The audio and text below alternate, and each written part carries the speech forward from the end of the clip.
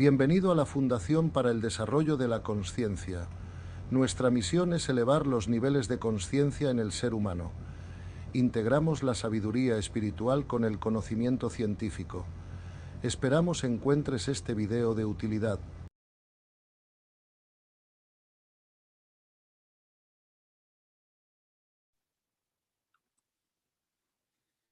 Buenos días a todos. Bienvenidos a una nueva charla con nuestro gran amigo Gonzalo Rodríguez Fraile. Gonzalo, gracias de nuevo por dedicarnos este tiempo, este sábado, a seguir de alguna manera profundizando muchos temas que, bueno, que para todos son temas de mucho interés. Esta es la segunda tanda de análisis sobre el comparativo entre la espiritualidad y la religión. Tenemos un buen grupo de preguntas y primero quisiera empezar por una muy general, vamos a decir una pregunta más paraguas, que es entendiendo un poquito la espiritualidad y la religión y cómo se comparan. Eh, la pregunta es, ¿son ellas complementarias o excluyentes? Y un poquito más allá, ambos son caminos hacia el despertar y hacia la iluminación. Es decir, uno puede transitar su camino religioso y ir hacia el despertar, ir hacia la iluminación, independientemente de estar también involucrados con la espiritualidad, o se complementan ellas dos. Bueno, vamos a ver. Todas las religiones que yo sepa tienen su escuela, digamos, de espiritualidad avanzada, por así decirlo, ¿no? O sea, por ejemplo, si coges el Islam o el islamismo, pues tienes a los sufíes, ¿no? Y si coges a judaísmo, pues tienes el Cábala. Y si coges el budismo, pues tienes la escuela Mayatma o tienes el budismo Zen. Y en el cristianismo igual, tienes los místicos cristianos, ¿no? Entonces, yo no creo que la espiritualidad y la religión sean en absoluto excluyentes, ¿no? Yo creo que, es más, creo que la espiritualidad es la base de todas las religiones, de alguna manera, ¿no? Porque todas las religiones, pues, se basan en la existencia de Dios, en la filiación divina, en el hecho de que somos hijos de Dios, que todo está creado por Dios. Es verdad que distintas religiones tienen diferencias en cómo comprender todo eso, o cómo formularlo. Algunas diferencias no son solo de matiz, sino que son, pues, que tienen cierta importancia, pero en el fondo yo creo que no tiene por qué una persona religiosa tener ningún obstáculo para tener un desarrollo espiritual, ¿no? Fíjate que, en definitiva, todas las religiones son maneras concretas, de alguna forma, de interpretar una revelación, ¿no? Bueno, todas tienen sus distinciones culturales, históricas, lo que sea. Dicho eso, cuando la religión se convierte en un obstáculo a la espiritualidad es cuando no se vive bien la religión, ¿no? Fíjate que esto, como el enfoque de esta charla es un poquito la diferencia entre la espiritualidad y el cristianismo en concreto, pues bueno, cómo vivir bien la espiritualidad, pues está en el Evangelio, ¿no? Es verdad que luego, después, pues ha habido mucha gente pues, que ha opinado muchas cosas, que ha escrito muchas cosas. Para mí el peligro de la religión, en el sentido de la espiritualidad, está cuando nos centramos más, ¿no? Nos enfocamos más digamos, en un cumplimiento de normas y de ritos y de no sé qué, que son buenos y que no tengo nada en contra de ellos, pero que nos distraigan del verdadero objetivo, ¿verdad? Que es la paz interior, el crecimiento del nivel de conciencia y, sobre todo, la unión de nuestra voluntad con la voluntad de Dios, ¿no? Y entonces eso no sé, por ejemplo, en el Evangelio se dice mucho al respecto, ¿no? El Evangelio se dice, no todos los que dicen Señor, Señor entrarán en el reino, ¿no? Pero sí todos los que cumplen la voluntad del Padre, ¿no? También en el Evangelio Jesús dice, oye, antes de venir al templo, ¿verdad? Arregla las cosas con tus hermanos. Claro, hay que entender bien lo que dice Jesús, ¿no? Porque cuando dice ir al templo, no significa cuando vayas a Dios, ¿no? O sea, a Dios puedes ir en el templo y fuera del templo, ¿no? A veces se interpreta mal esa enseñanza del Evangelio porque a algunas personas le puede dar pie a pensar, oye, pues, oye, que tengo que usar medios humanos para arreglar mis problemas y no puedo acudir a Dios hasta que no estén arreglados. No, no es eso lo que quiere decir el Evangelio. Tú puedes acudir a Dios para pedir ayuda con todos tus problemas, faltas de paz, faltas de comprensiones, en todo momento, fuera del templo y en el templo. Cuando se refiere al templo, en el templo se realiza una serie de actividades, las que sean, de acuerdo con cada religión. En el caso de los católicos o cristianos, pues ir a misa o a los sacramentos o lo que sea, ¿no? En el caso de otras religiones, pues son otros ritos, ¿no? Y claro, el problema de la religión es que cuando nos centramos en toda esa parte del rito y del, ¿me explico? Y de las costumbres y de tal, que son buenas, que no son negativas, que ayudan a la gente, que te suben la energía, y eso no tengo ningún problema con ellas. Pero no caer en el peligro de que nos enfoquemos tanto en eso que pretendamos que eso haga por nosotros un trabajo que tenemos que hacer nosotros. No sé si me explico, ¿no? Claro. Entonces, por eso la enseñanza evangélica de arregla tu vida de alguna manera con tus hermanos antes de venir al templo, ¿no? Porque lo que sí creo es que todas las prácticas religiosas o los ritos religiosos de cada una de las religiones se aprovechan más, ¿verdad?, cuando tú estás en paz. Porque claro, si tú estás rezando mantras o intentando meditar o intentando acudir a los sacramentos, dependiendo de cuál sea tu religión, ¿no?, o tus creencias, pero esas prácticas las haces desde la no paz interior, el aprovechamiento de esas prácticas va a ser menor, ¿verdad? Entonces, para cerrar la respuesta a la pregunta no creo que las religiones sean en absoluto un obstáculo a la espiritualidad, salvo que se entiendan mal las religiones. Digo, que se haga énfasis en cosas que no son el amor o que no es la paz interior o que no es el desarrollo de conciencia, ¿no? Y creo que con ir al templo, o sea, con hacer práctica religiosa, pues ya llevamos 2000 años de prueba de que la cosa así solo no funciona. Ahora, si además de hacer tu trabajo interior, de aumentar tu comprensión, de aceptar la realidad, pues encima tienes una práctica religiosa de acuerdo con tus creencias o con tu religión o lo que sea, pues eso solo te puede ayudar, no te va a perjudicar. ¿Me explico? Claro. También es verdad que a veces las religiones han tenido una cierta tendencia o tentación a usar mucho la mente, ¿verdad? Para, bueno, pues para poner normas o dictar dogmas o sistemas de creencias, y eso es mental, ¿verdad? Y lo que yo creo es que en un futuro las religiones tienen que enfocarse más en la parte contemplativa, ¿verdad? Además, si nos enfocamos mucho solo en la parte mental, la división entre las religiones aumentará. Porque claro, a nivel mental todos somos muy distintos, todos tenemos distintas ideas, donde se unifica todo, es cuando ya usamos los ojos contemplativos. Entonces, mi única recomendación a las religiones es que además de hacer lo que están haciendo, que muchas de ellas han tenido un papel importantísimo, ¿no?, en la historia de la humanidad, creo que las religiones en un futuro, según va subiendo el nivel de conciencia de la humanidad, tienen que enfocarse más, de alguna manera, ¿no?, en el desarrollo de los ojos contemplativos, el desarrollo de la espiritualidad en la gente, y no solo en la normativa o en los dogmas o en los ritos, no sé si me explico, ¿no? Que insisto, Y, y, y entendiendo esas normativas y ese dogma, podríamos decir que más allá de ellos, las religiones sí han ayudado a aumentar la comprensión. sí, porque fíjate, primero las religiones han sido un gran pegamento social, ¿no?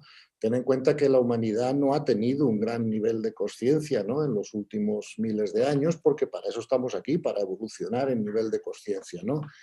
Entonces, fíjate que los grandes padres o los grandes, digamos, representantes de las religiones siempre han dicho lo mismo. Por ejemplo, San Pablo. San Pablo dice, la verdad te hará libre, libre del sufrimiento, del pecado, de la muerte. O sea, hay un nivel de conciencia, digamos que medio, donde las religiones tienen un papel fundamental, porque esas personas tampoco van a tener una gran comprensión espiritual por sí mismas, ¿verdad? Y el hecho bueno, de poder estar en una congregación donde bueno, el tema de Dios se saque y puedas asistir bueno, pues a ritos o sacramentos o tal, eso va a ayudar mucho a ese nivel, ¿no? Claro, los grandes maestros ya saben que cuando el nivel de conciencia es muy alto, ¿verdad? Pues ya la necesidad de las religiones es menor, ¿no? Como dijo San Pablo, entre otros. Entonces, claro, esta pregunta es difícil de contestar porque es a qué nivel de conciencia tiene más o menos utilidad, ¿verdad? Entonces, hombre, yo creo que las religiones han sido muy importantes, creo que han mantenido un cierto orden, como digo, un pegamento en la sociedad, pero lo que tenemos que intentar ahora conseguir es que esas religiones, además de traducir la realidad para la gente, ¿no? O darle unas normas de comportamiento y tal, pues también empiecen a ser más transformativas, ¿verdad? Del interior de las personas, ¿no? Y eso es un reto que tienen las religiones.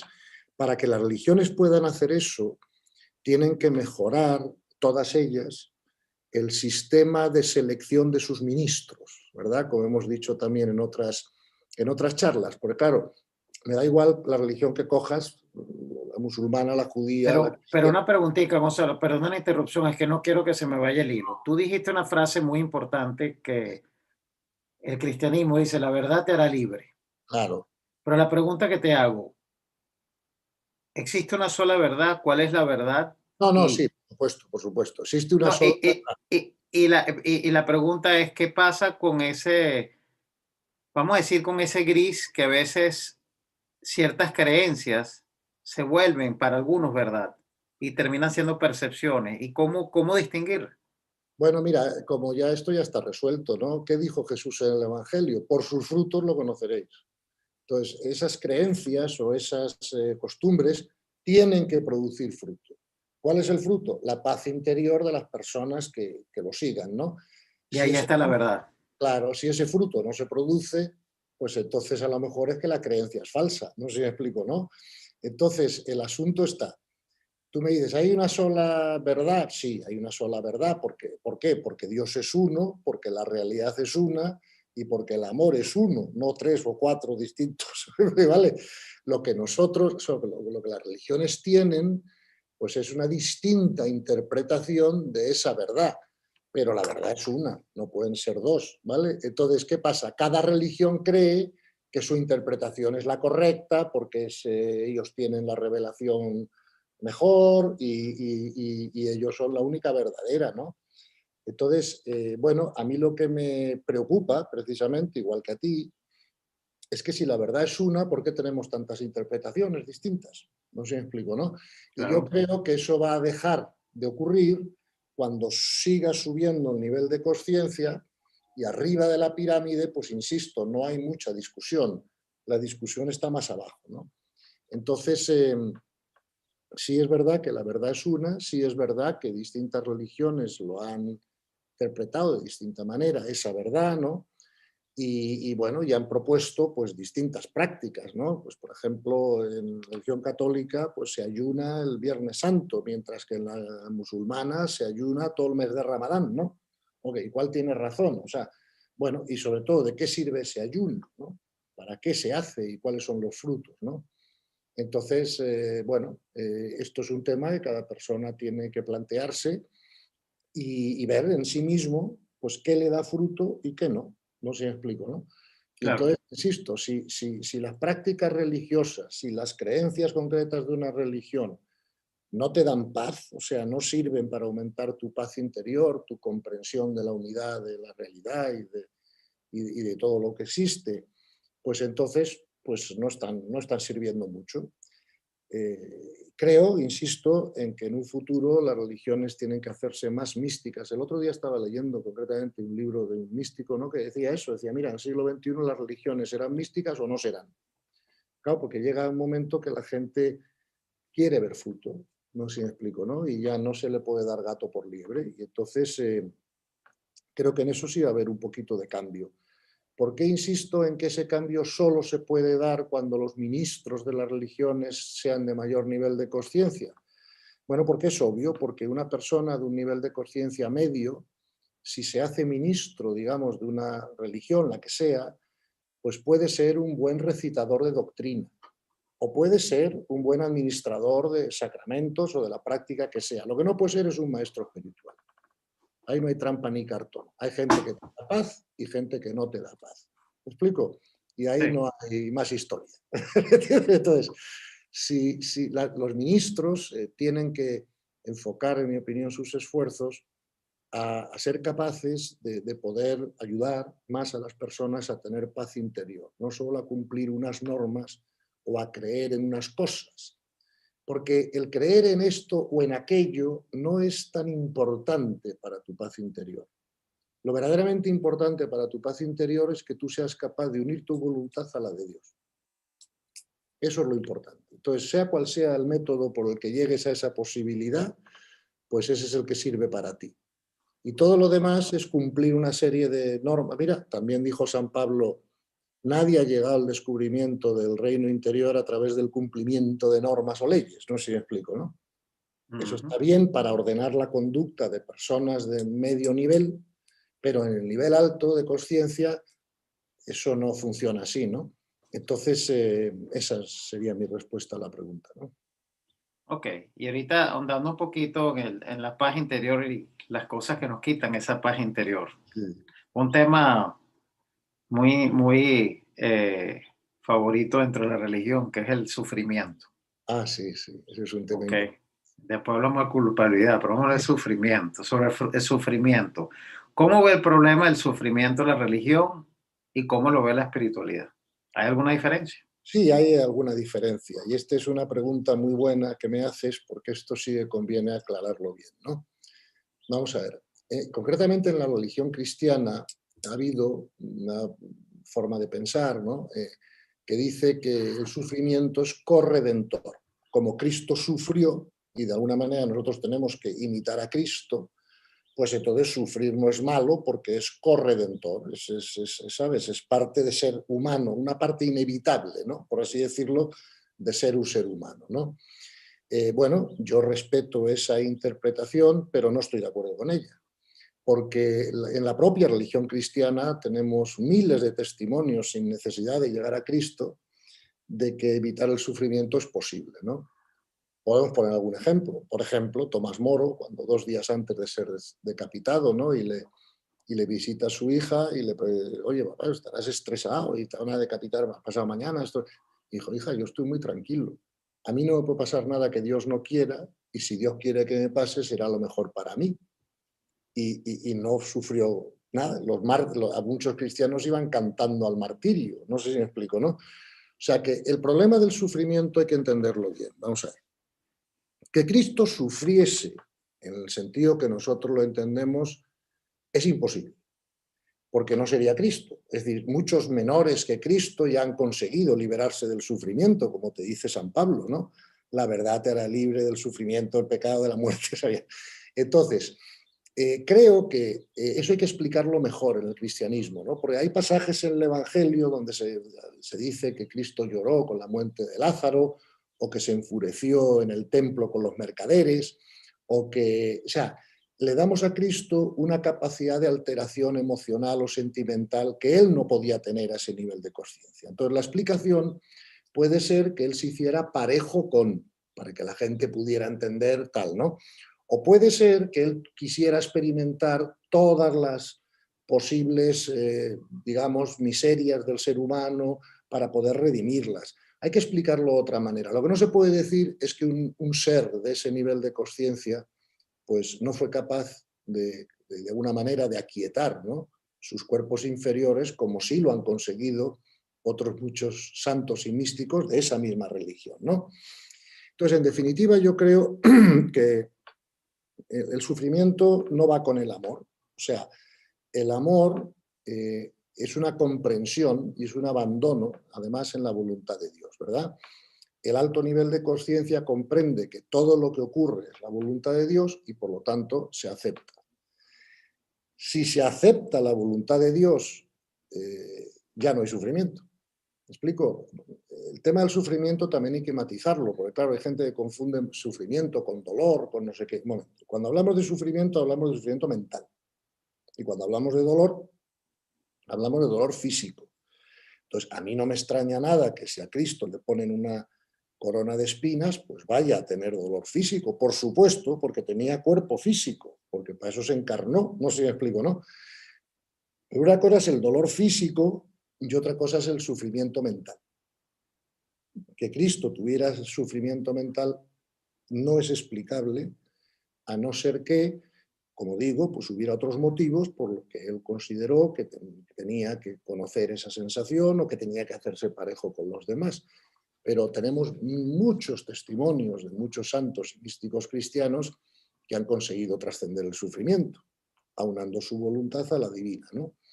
Entonces, creo que esto es importante, porque el sufrimiento es siempre una limitación. El sufrimiento hace que baje la vibración. El sufrimiento hace que, el sufrimiento hace que tu ego de alguna manera se esté imponiendo a la voluntad divina, ¿no?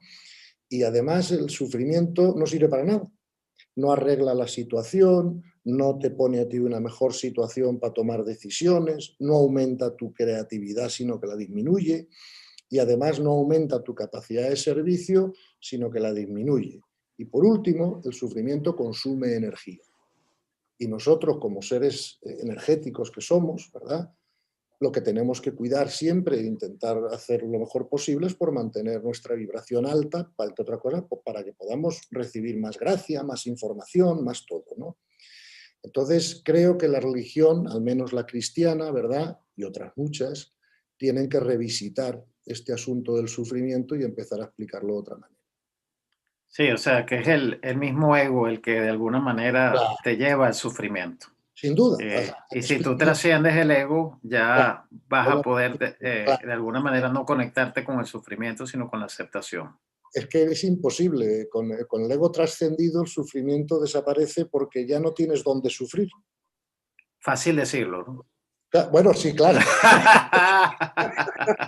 Sí, sí, Pero claro. bueno, Sí, no, sí, no. esto es como si me preguntas, oye, ¿cómo hay que pegar un drive de golf? Y digo, sí, pues mira, como los profesionales, 300 metros, todo recto y tal. Y tú dirás, oye, más fácil decirlo que hacerlo. Por Sí, supuesto, pero es posible. Es claro, posible, claro que es prueba posible. de ellos que algunos lo consiguen. No sé si me explico, Claro. ¿no? No, no, Pues estamos yo claros. creo, o sea, los cristianos en concreto tienen que empezar a comprender que la trascendencia del sufrimiento, la eliminación del sufrimiento en este caso, es posible. Fíjate, y con Claro, esto acabo, que en las religiones orientales también, por ejemplo en el budismo, todo el mensaje central de Buda es acabemos con el sufrimiento. Y dice Buda, ¿qué es la causa del sufrimiento? Respuesta, el deseo egoico. ¿Me explico? Que tu sí, deseo no coincide con la voluntad de Dios. Ahí está todo el sufrimiento. ¿No? Y de entonces dice Buda, ¿y cómo se trasciende el ego? O sea, ¿cómo se resuelve el dejar de tener deseos egoicos? Bueno, pues el famoso, el camino de 8 puntos del budismo, ¿no? El mindfulness, el right speech, el right livelihood, el right, me explico, ¿no? Right action. Entonces, cuando vas practicando todas esas cosas, pues acabas trascendiendo el ego. Hay una riquísima tradición de esto también en la religión cristiana, ¿verdad? Muchos padres de la Iglesia dicen lo mismo. Dice, claro, como todos la voluntad de Dios, de alguna manera, aunque ellos distinguen, bueno, hablaremos luego de la voluntad de Dios, ¿no? Pero de alguna manera la cesación del sufrimiento viene por la aceptación y por la comprensión de quién eres tú, de que eres hijo de Dios, de que eres fundamentalmente un alma, por mucho que tengas un cuerpo, ¿verdad?, en esta encarnación, y que, bueno, estás en un camino de ascenso en el que, claro, tienes que pasar por dificultades para crecer, como un niño no acierta todas las ecuaciones matemáticas al principio, ¿no? Y necesita un tiempo, pues, para aprender matemáticas o cualquier otra cosa, ¿no? Y mientras eso se aprende, pues se cometen errores, claro. claro. Digo, Ahora, una pregunta específicamente sobre el sufrimiento que hicieron. Y les recuerdo a todos, por favor, que el Q&A está abierto. Se me olvidó mencionarlo al principio, así que siéntanse en libertad todos los participantes a hacerme preguntas, hacernos vía el Q&A y yo trataré de tomarlas en cuenta de la mejor manera posible. Una pregunta, Gonzalo, sobre una frase de el Lama Govinda sí, que decía, en mi opinión, vivir completamente libre de todo sufrimiento implica una total falta de compasión, porque la compasión es el último sufrimiento de un ser autorrealizado. ¿Cómo compaginar esto con el ser desensibilizado de Gerardo Schmetling? Una pregunta sí, no, es, compleja, interesante. O sea, es es un bueno, poquito, es bueno, es la... es bueno. ujú. Vamos a ver. Adelante. Vamos a ver, vamos a ver, obviamente Govinda era un hombre de alto nivel de conciencia y por lo tanto todo lo que él diga hay que mirarlo con mucho cuidado, ¿no? Dicho eso, yo creo que este es más bien un problema semántico, ¿no? Vamos a ver. Depende de lo que entiendas por compasión, ¿vale? Entonces, puede haber una compasión egoica, y entonces al ser una compasión sensible, esa compasión te va a hacer sufrir y en ese sentido Govinda tiene razón. Ahora, si entendemos por compasión otra cosa, que es la compasión es la capacidad de comprender las razones por las que otro sufre y el propósito o deseo de, si eres invitado, ser de servicio para, de alguna manera, aliviar el sufrimiento o dar información y herramientas adecuadas, ¿verdad? Para que esa persona pueda aprender, ¿no? a dejar de sufrir. Entonces, esa compasión no es mala, es simplemente un propósito de servicio, más que... ¿Me explico? Yo creo que aquí la clave, como tú muy bien has dicho, Joe, está en si esa compasión es sensible o desensibilizada. Si es sensible, es problemática para la paz. Si es desensibilizada, es maravillosa, porque tú ves, ¿me entiendes?, las razones por las que otros sufren y tienes las herramientas y el deseo, o el propósito más que deseo, de aliviarlo, ¿verdad? Porque si el deseo de aliviar el sufrimiento de otro es un deseo, sigue siendo egoico. ¿Cómo sabemos si es egoico o no? Porque no nos apegamos al resultado. Si el deseo es egoico, tú te apegas al resultado de lo que hagas. Si el deseo no es egoico, entonces tú das lo mejor de ti mismo, dejas los resultados en manos de Dios y nunca puedes perder la paz. Sean cuales sean. Y ese deseo egoico lo podemos relacionar a esa continua necesidad que tenemos de controlar. Por supuesto, porque como tú bien has dicho, el ego tiene tres necesidades básicas, ¿verdad? Como todos sabemos, lo hemos repetido en muchas charlas, y el control es una de las tres. Entonces, siempre que esté el ego funcionando, tú vas a sentir deseo de control, vas a sentir deseo de seguridad y vas a sentir deseo de ser querido, aceptado, lo que sea por los demás, admirado, lo que sea, ¿no? Entonces, cuando tú ves que eso te está ocurriendo, pues ya te está diciendo que de alguna manera el origen de ese comportamiento tuyo es egoico, ¿no? Ahora bien, cuando tú eres capaz de mantener tu paz interior, tú eres capaz de dar lo mejor de ti mismo en el servicio, pero dejas los resultados en manos de Dios, tú ahí no ves ningún deseo de control, solo ves deseo de servicio, ¿me explico? Y tú sabes muy bien que el que decide cómo se aprovecha el servicio, cuándo se aprovecha el servicio y quién aprovecha el servicio es Dios y no tú. Tú lo único que puedes hacer es ser el mejor instrumento posible para poder hacerlo. Fíjate que, como siempre, esto también está en el Evangelio, ¿no? Después de Pentecostés, cuando Jesús manda a los apóstoles, ¿no?, a predicar el Evangelio por todo el mundo, les dice, mira, si en un sitio no os escuchan, pues quítate el polvo de las sandalias y vete a otro sitio. El propio Jesús, de sus propias palabras, decía, mis palabras caen en 4 tipos de terreno. Terreno fértil, terreno pedregoso, con lo cual al final había solo un porcentaje de la gente que entendía o aprovechaba las palabras de Jesús. No sé si me explico, ¿no? Entonces tú no puedes pretender que todo el servicio que tú hagas sea aprovechado por el otro. Pero claro, ese tampoco es tu problema, ese es un problema de Dios, ¿entiendes? Tu problema es dar lo mejor de ti mismo en el servicio que hagas y no empeñarte en que el resultado sea A o B o C, porque entonces ya es egoico. No hay Claro. abandono en la voluntad de Dios, no sé si me explico, ¿no? Y ahí entramos a este terreno que tú querías mencionar antes, sobre la voluntad de Dios. Y la pregunta específica es ¿en qué se diferencia la manera de que la religión ve la voluntad de Dios versus la espiritualidad? ¿Y qué consecuencias, si queremos verlo, puede tener hacia la paz interior? Bueno, vamos a ver. Este tema sí que es importantísimo, en mi opinión, ¿no? Quizás sea el tema más importante, ¿no? Mira, estoy terminando mi segundo libro, pues eso me ha obligado a hacer una gran investigación, concretamente en la religión cristiana, ¿no?, de cómo distintos pensadores o autores o cristianos han visto el tema de la voluntad de Dios, ¿no? Lo que yo he observado es que ahí hay como 2 visiones diferentes, ¿verdad? tienes una serie de autores, pensadores, teólogos cristianos que tienen la idea o la postura de que Dios solo puede crear el bien y que por tanto la voluntad de Dios solo se ve en lo bueno, ¿verdad? Y cuando ocurren cosas que calificamos de no buenas o de malas, entre comillas, pues eso no es la voluntad de Dios, eso es la voluntad del hombre, ¿verdad? Que no sigue, ¿verdad? El camino del amor, ¿verdad? Y entonces, y además el hombre, según esa postura, lleva dentro de sí de alguna manera esa posibilidad de maldad, pues que claro, porque venimos de una ruptura con Dios por el pecado original y luego además por los pecados personales, ¿no? Que todos cometamos, ¿no?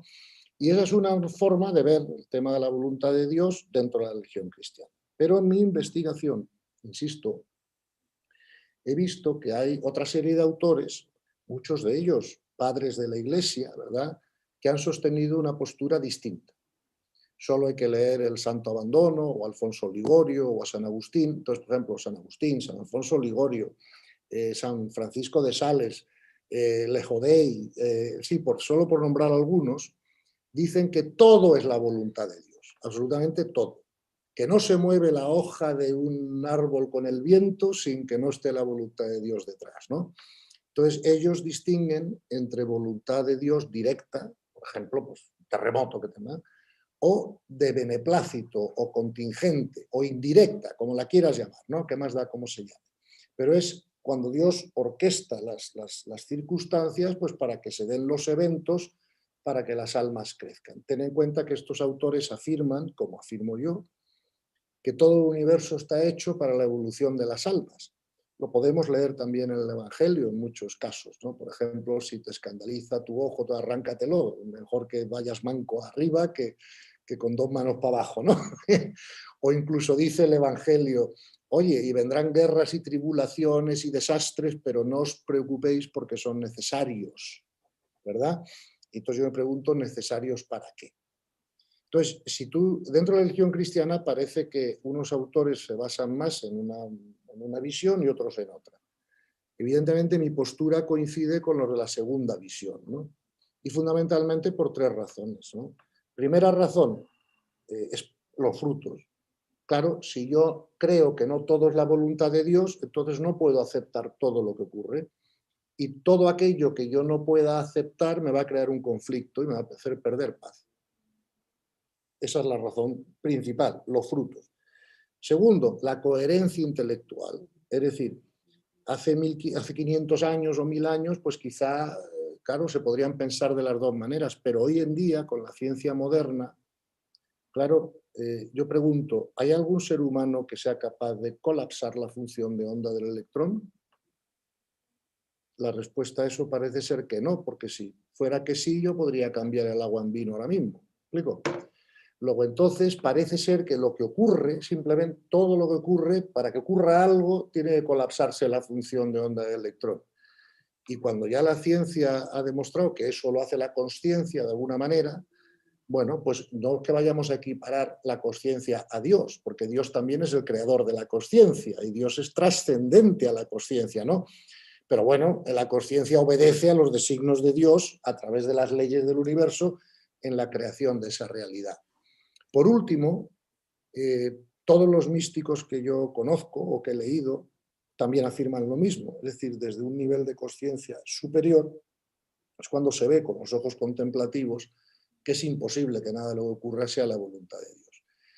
Creo que el cristianismo debe evolucionar en este sentido, ¿verdad? Porque lo que está en juego es la paz interior de los feligreses, ¿no? Y entonces, si a mí me dijeran que no todo es la voluntad de Dios, pues claro, yo podría decir, yo estoy dispuesto a aceptar la voluntad de Dios.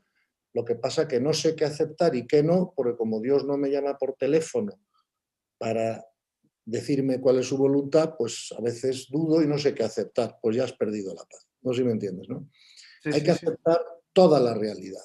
¿Y por qué? Porque toda la realidad es la voluntad de Dios. Claro, aquí la dificultad de esta segunda postura es que alguien te pueda decir, pero ¿cómo va a ser la voluntad de Dios que haya existido Auschwitz? O un asesinato de un niño, o las barbaridades que se ven en el mundo, ¿no? Claro, hay que comprender que todo está dirigido a la evolución de las almas. Y que... Claro, está dirigido, perdón, hacia la evolución de las almas y no hacia la necesidad de sufrir. Claro. Porque el tema es que a veces las religiones nos dicen, o el cristianismo, que uno tiene que sufrir porque Jesucristo sufrió. Ya, pero es que eso No, ya... uno tiene que pasar por lo que pasa porque es su necesidad de seguir aprendiendo y evolucionando. Y ahí está la diferencia. Ahí está la ¿Es diferencia. correcto eso? Correctísimo. Y además, cuando subas mucho tu nivel de conciencia, tú ya verás cómo dejas de sufrir. Si es que es incuestionable desde el punto de vista experiencial. O sea, los que discuten si sufres o no sufres o cuánto sufres, esos no han llegado a un nivel de conciencia alto porque no han tenido la experiencia, ¿verdad? Si hubieran llegado a un nivel de conciencia alto, tendrían la experiencia de la cesación del sufrimiento y entonces hablarían de una manera distinta. Por eso te digo que a nivel mental se pueden cometer muchos errores. Los famosos 3 ojos del conocimiento son jerárquicos. Entonces, cuanto más nos basemos, ¿verdad?, en el ojo de la contemplación, menos errores cometeremos. Por eso yo creo que una de las cosas que es muy necesaria es que los textos sagrados, o sea, lo que llamamos el conjunto de la revelación, sea interpretado por santos o místicos, no por intelectuales. ¿Me explico? Porque, claro, la riqueza de la interpretación es muy distinta. Te pongo una prueba y con esto creo que va a quedar todo claro, ¿no? Ahora, lo dije en la conferencia anterior, pero a veces es bueno insistir, porque a lo mejor una persona solo oye una o lo que sea, o si no, a veces 2 o 3 veces hay que decir las cosas para que hagan clic, ¿no? Pero mira, San Juan de la Cruz y Torquemada, ¿verdad?, eran coetáneos, más o menos, vivieron una época parecida, no sé el dato histórico, pero vamos, no había mucha diferencia de época entre ellos. San Juan de la Cruz fue un gran místico cristiano del que todos hemos aprendido mucho, y Torquemada era, creo recordar, el jefe de la Inquisición o algo así, ¿no? Bien. Entonces tú fíjate como San Juan de la Cruz y Torquemada, los dos partían de la misma revelación, los dos habían leído el Evangelio, los dos sabían qué decía la Iglesia al respecto de todo, bla, bla, bla, bla. Pero fíjate qué diferente la interpretaron. Luego, el problema de las religiones es que dicen, no, yo tengo la revelación. Bueno, pues fenomenal, usted tiene la revelación. Pero es que la revelación tiene que ser interpretada, si no yo cómo la comprendo. Y en esa interpretación de la revelación es donde puedo cometer errores. Claro. Y el que menos errores comete en esa interpretación es el que tiene mayor nivel espiritual, no mayor erudición mental. Ese es el asunto, ¿no? Entonces tenemos que poner a los místicos y a los santos de todas las religiones a interpretar las escrituras, la revelación. Por favor, no a los Torquemadas, no sé si me explico, ¿no? O a los intelectuales, sino a los que tienen un alma desarrollada o un gran corazón, llámalo como quieras. Porque yo prefiero llamar alma a las cosas que corazón, porque si dices corazón, pues ya sabes, ahí está mezclado los sentimientos, las emociones, la intuición, todo mezclado en un sitio que llamamos corazón. No, mire usted. El alma es una cosa, el cuerpo emocional es otra cosa, la diferencia de rango vibratorio y de significado y de relevancia entre uno y el otro es bastante grande, y entonces, digamos, yo quiero que me interpreten los textos religiosos las personas de alma grande, o sea, de alma desarrollada. Y esto está habiendo ya una comprensión de esto en las religiones. Basta con poner un ejemplo, que es que el Papa Francisco hace bien poco, hace unos meses, en ese vídeo de 2 minutos, lo dijo. Y dijo, ¿tú te crees que son, con su acento argentino, que me hace mucha gracia, ¿no? Dice, ¿tú te crees que son más gratos a los ojos de Dios un cura, una monja normales, por mucho que tengan la creencia católica, ¿no?, que Gandhi o Martin Luther King? Y estáis muy equivocados y nos vamos a llevar una gran sorpresa cuando nos muramos, ¿no? Fueron las palabras del Papa, porque el Papa ahí lo que está diciendo, sin decirlo expresamente, es que lo que prima es el nivel de conciencia, el nivel espiritual, el desarrollo del alma. Las creencias son útiles en cuanto que una creencia más próxima a la verdad, pues te va a llevar más rápido, no sé si explico, ¿no?, a tu proceso espiritual. Pero si tú tienes las creencias todas correctas y no aceptas la voluntad de Dios, no sirve para nada. Ahora, aunque tú tengas alguna creencia equivocada, aceptas perfectamente la voluntad de Dios y tu desarrollo espiritual es mucho más alto. Y hablando de esas interpretaciones y creencias, ¿no? Vamos a entrar ahorita en el tema de la culpabilidad y el pecado. Ok, Versus vivir un proceso de aprendizaje, ¿no? ok. ¿Cómo ve la religión católica ese proceso y cómo han sido sus interpretaciones versus la espiritualidad? Y lo termino diciendo, ¿cuál es la diferencia, Gonzalo, entre el pecado original versus la inocencia original? Bueno, exacto. Vamos a ver. En mi humilde opinión, pero esta es la mía, y dicho con todo respeto al que piense diferente, yo pienso que es más correcto la inocencia original que el pecado original, ¿no? Yo creo que, como los niños en la tierra, pues las almas son creadas sin información y tienen que coger la información. Cuando no tienes información, eres inocente. Cuando tienes información parcial, eres ignorante.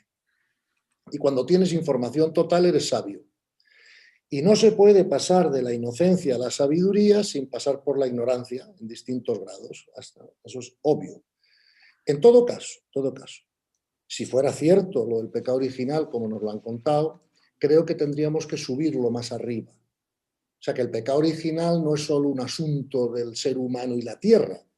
Pero claro, en una visión del universo donde con toda probabilidad hay millones de civilizaciones más y menos desarrolladas que la nuestra, tanto en tecnología como en conciencia, claro, ¿cómo explicas el pecado original? No solo pasó en la Tierra y en los otros sitios, ¿qué pasó? ¿No? Entonces yo creo que con esta nueva visión astronómica y universal, ¿no?, de cómo son las cosas, de existir el pecado original, tenemos que llevarlo arriba, ¿no? Y cuando digo llevarlo arriba es cuando la creación de alguna manera se separó de la fuente. ¿Ok? Entonces eso afectaría a todos, no solo a los seres humanos en la Tierra, afectaría a los extraterrestres, a todo lo que haya en el universo, me explico, si es que vamos a aceptar la idea del pecado original. En todo caso, si hubiera habido un pecado original, está claro que ni tú ni yo con nuestra libertad hemos participado en eso, ¿no? O sea, es previo a... Entonces, ¿qué vamos a hacerle al respecto? Pues nada, pues hacer lo mejor que podamos para seguir ascendiendo y para seguir creciendo espiritualmente. Por eso, ¿cómo resuelvo yo el problema del pecado original? Pues ganando en amor. Es que, ¿no? ¿Cómo voy a resolver si no, no? Entonces, pecado, culpabilidad, mira, en griego, o sea, la palabra pecado originalmente significaba error, ¿no? Concretamente significaba miss the mark en inglés, fallar el objetivo, ¿no? Una buena definición de pecado es la aversión a Dios o la separación de la voluntad de Dios o nuestra separación del amor, ¿no? De alguna manera. Y con independencia de que lo llames pecado o error, ¿verdad? El asunto es este. Primero, tenemos que comprender que el pecado no es ni puede ser una ofensa a Dios. Es el lenguaje de cambiarlo. Dios no es ofendible. O sea, si Dios fuera ofendible no sería Dios. Ofendible somos nosotros, que tenemos ego y tal. Es más, un ser humano con el ego trascendido ya no es ofendible. Yo siempre digo, intenta ofender a Teresa Calcuta, ya verás qué bien te va. ¿Me explico? Entonces, coño, si los seres humanos de alto nivel de conciencia, con el ego trascendido, ya no son ofendibles, ¿cómo lo va a ser Dios, no? Entonces, tenemos que comprender eso, porque si le damos una visión antropomórfica a Dios, el hecho de que, fíjate, la confusión que puede haber aquí en la religión cristiana es esta. El hecho de que Dios sea personal, ¿vale?, no quiere decir que sea persona humana. Cuidado con esa confusión, ¿ok? O sea, Dios puede ser personal, pero a un nivel, o sea, no como los humanos, ¿no? Con lo cual, esa costumbre que tenemos de pensar de Dios castiga, Dios se ofende, Dios se alegra, eso es emocional y eso no es Dios, ¿vale? Dios lo que tiene es una perfecta misericordia y, por lo tanto, una perfecta justicia, donde todo tiene su consecuencia adecuada para que podamos seguir aprendiendo y aprender lo que no es.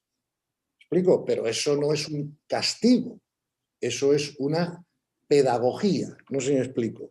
Claro, Aunque porque el castigo, es vamos a egoico. ver, sí, Es y egoico. tiene cabida, pero ¿a dónde voy? El castigo tiene cabida si hay culpa.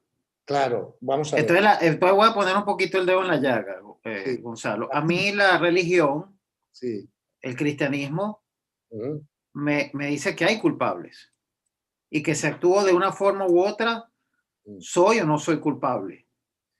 Bueno, vamos a ver. El cristianismo, Pregunto. sí, sí, el No lo estoy diciendo como algo no, definitorio, pero se puede, o yo, vamos a decir así, yo lo he interpretado así, y sí, no voy a entrar ahorita en detalle, he tenido donde yo he dicho, pero ya va, que yo soy, por eso ¿de qué soy yo culpable? todas las religiones, de alguna manera, pueden ser explicadas desde distintos niveles de conciencia, ¿no? Eso no pasa solo en el cristianismo, pasa en todas, ¿vale? Correcto. Entonces, claro, si tú explicas una religión desde un nivel de conciencia medio, pues puedes dar ese tipo de explicaciones. Pero desde un nivel de conciencia más alto, vamos a ver, la culpa o la culpabilidad es un sentimiento negativo que quita vibración, ¿vale? Y por lo tanto, yo siempre digo que si yo quiero subir una montaña, es mejor hacerlo sin una mochila de 20 kilos a la espalda, porque si me pongo una mochila de 20 kilos a la espalda, intento subir la montaña, voy a tener que parar más veces, voy a ir más lento, voy a tener que beber más agua, en fin, en definitiva, estoy luchando contra una fuerza extra que no tengo por qué llevar. El perdón de Dios es automático y completo y perfecto. Por lo tanto, claro que nos vamos a equivocar, todos nos vamos a equivocar, porque si no, no crecemos. Todos vamos a cometer errores, si no, no estaríamos aquí. Entonces, yo creo que más que centrarse en la culpa, ¿verdad? Hay que centrarse en el propósito de la enmienda. No sé si me explico, ¿no? Vale, pues ya me equivoqué. ¿Y qué quieres? Que esté 40.000 años pensando qué horror me cometí. O sea, ¿y a dónde me lleva eso? Ahora, si me equivoqué, veo que me equivoqué, veo que no saqué, por haberme equivocado, los frutos adecuados en aquello que pretendía, pues lo que tengo que hacer es decir, reconocer mi error, verlo, porque todavía será el principio de la solución, y disponerme a no volver a equivocarme. Y la culpa en eso no ayuda en nada. ¿Me Ni debe explico? existir. Claro, el reconocimiento del error sí ayuda. El arrepentimiento pacífico, o sea, el arrepentimiento amoroso también ayuda. Pero la culpa es egoica. La Pero culpa el arrepentimiento inclusive lo podemos interpretar como comprensión, claro, ahí está, muy que es bien. distinto. Exacto, Yo exacto. no me estoy arrepintiendo. ¿De qué me voy a arrepentir si yo lo que estoy acá es justamente para cometer errores y aprender? Entonces, ¿cómo voy a estar yo Claro, arrepintiéndome si estoy haciendo lo que la materia del colegio me han puesto para hacer?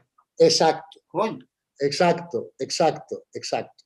Lo que pasa es que tú tienes que dar lo mejor de ti mismo para cometer cada vez menos errores.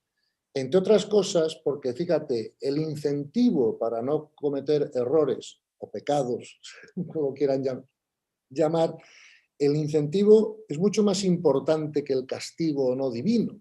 El incentivo tiene que ser la propia calidad de tu vida. Es decir, si tú cometes un error, por supuesto que estás en tu derecho, para eso te han dado libertad y necesitas cometer errores para crecer. Lo que sí es cierto es que cada vez que cometemos un error no vamos a poder librarnos de sus consecuencias. Eso en Oriente se ha llamado karma, en Occidente se ha llamado consecuencias naturales del pecado. Es la misma idea, ¿no? Claro. Por lo tanto, a mí no hace falta ninguna motivación de que Dios me va a castigar, no castigar. Antes de llegar a todo eso, mi mayor motivación es, oye, si cometo un error, voy a vivir las consecuencias.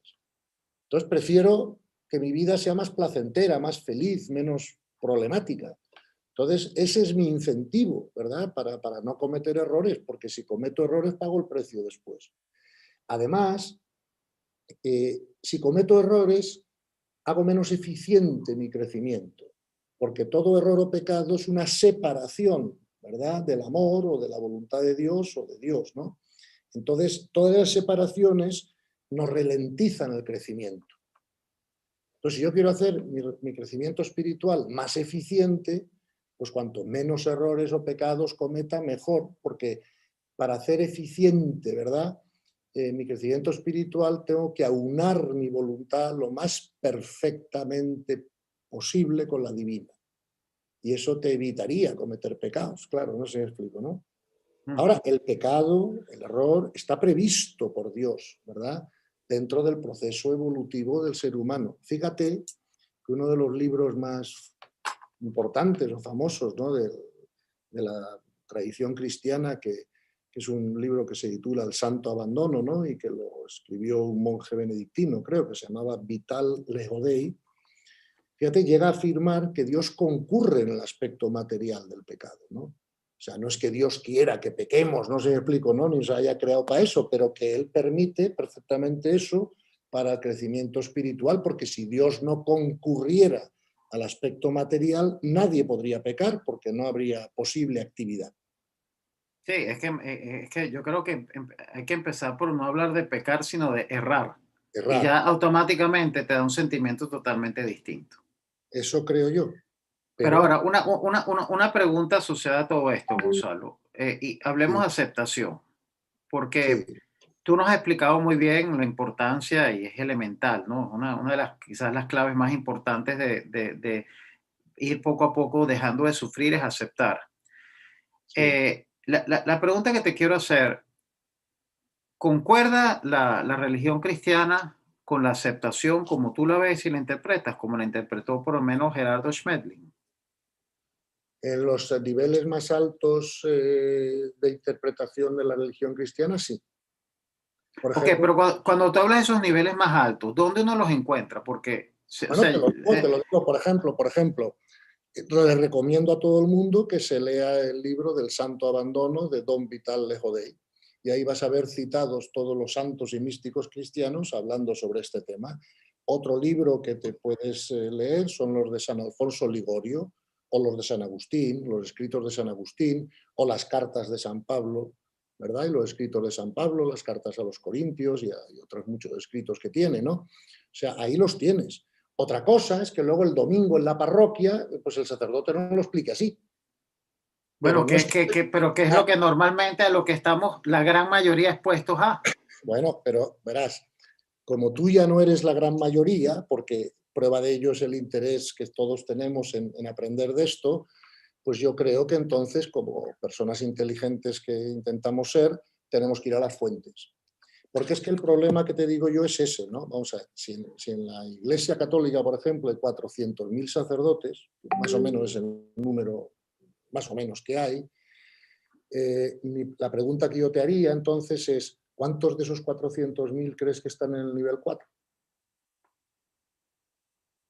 Entonces, si no están en el nivel 4, ¿qué esperas que te expliquen el domingo en un sermón? Claro. ¿Entiendes? Claro. Entonces, ese es el problema que tenemos que resolver en las religiones, que es un tema que hasta ahora no ha estado bien resuelto.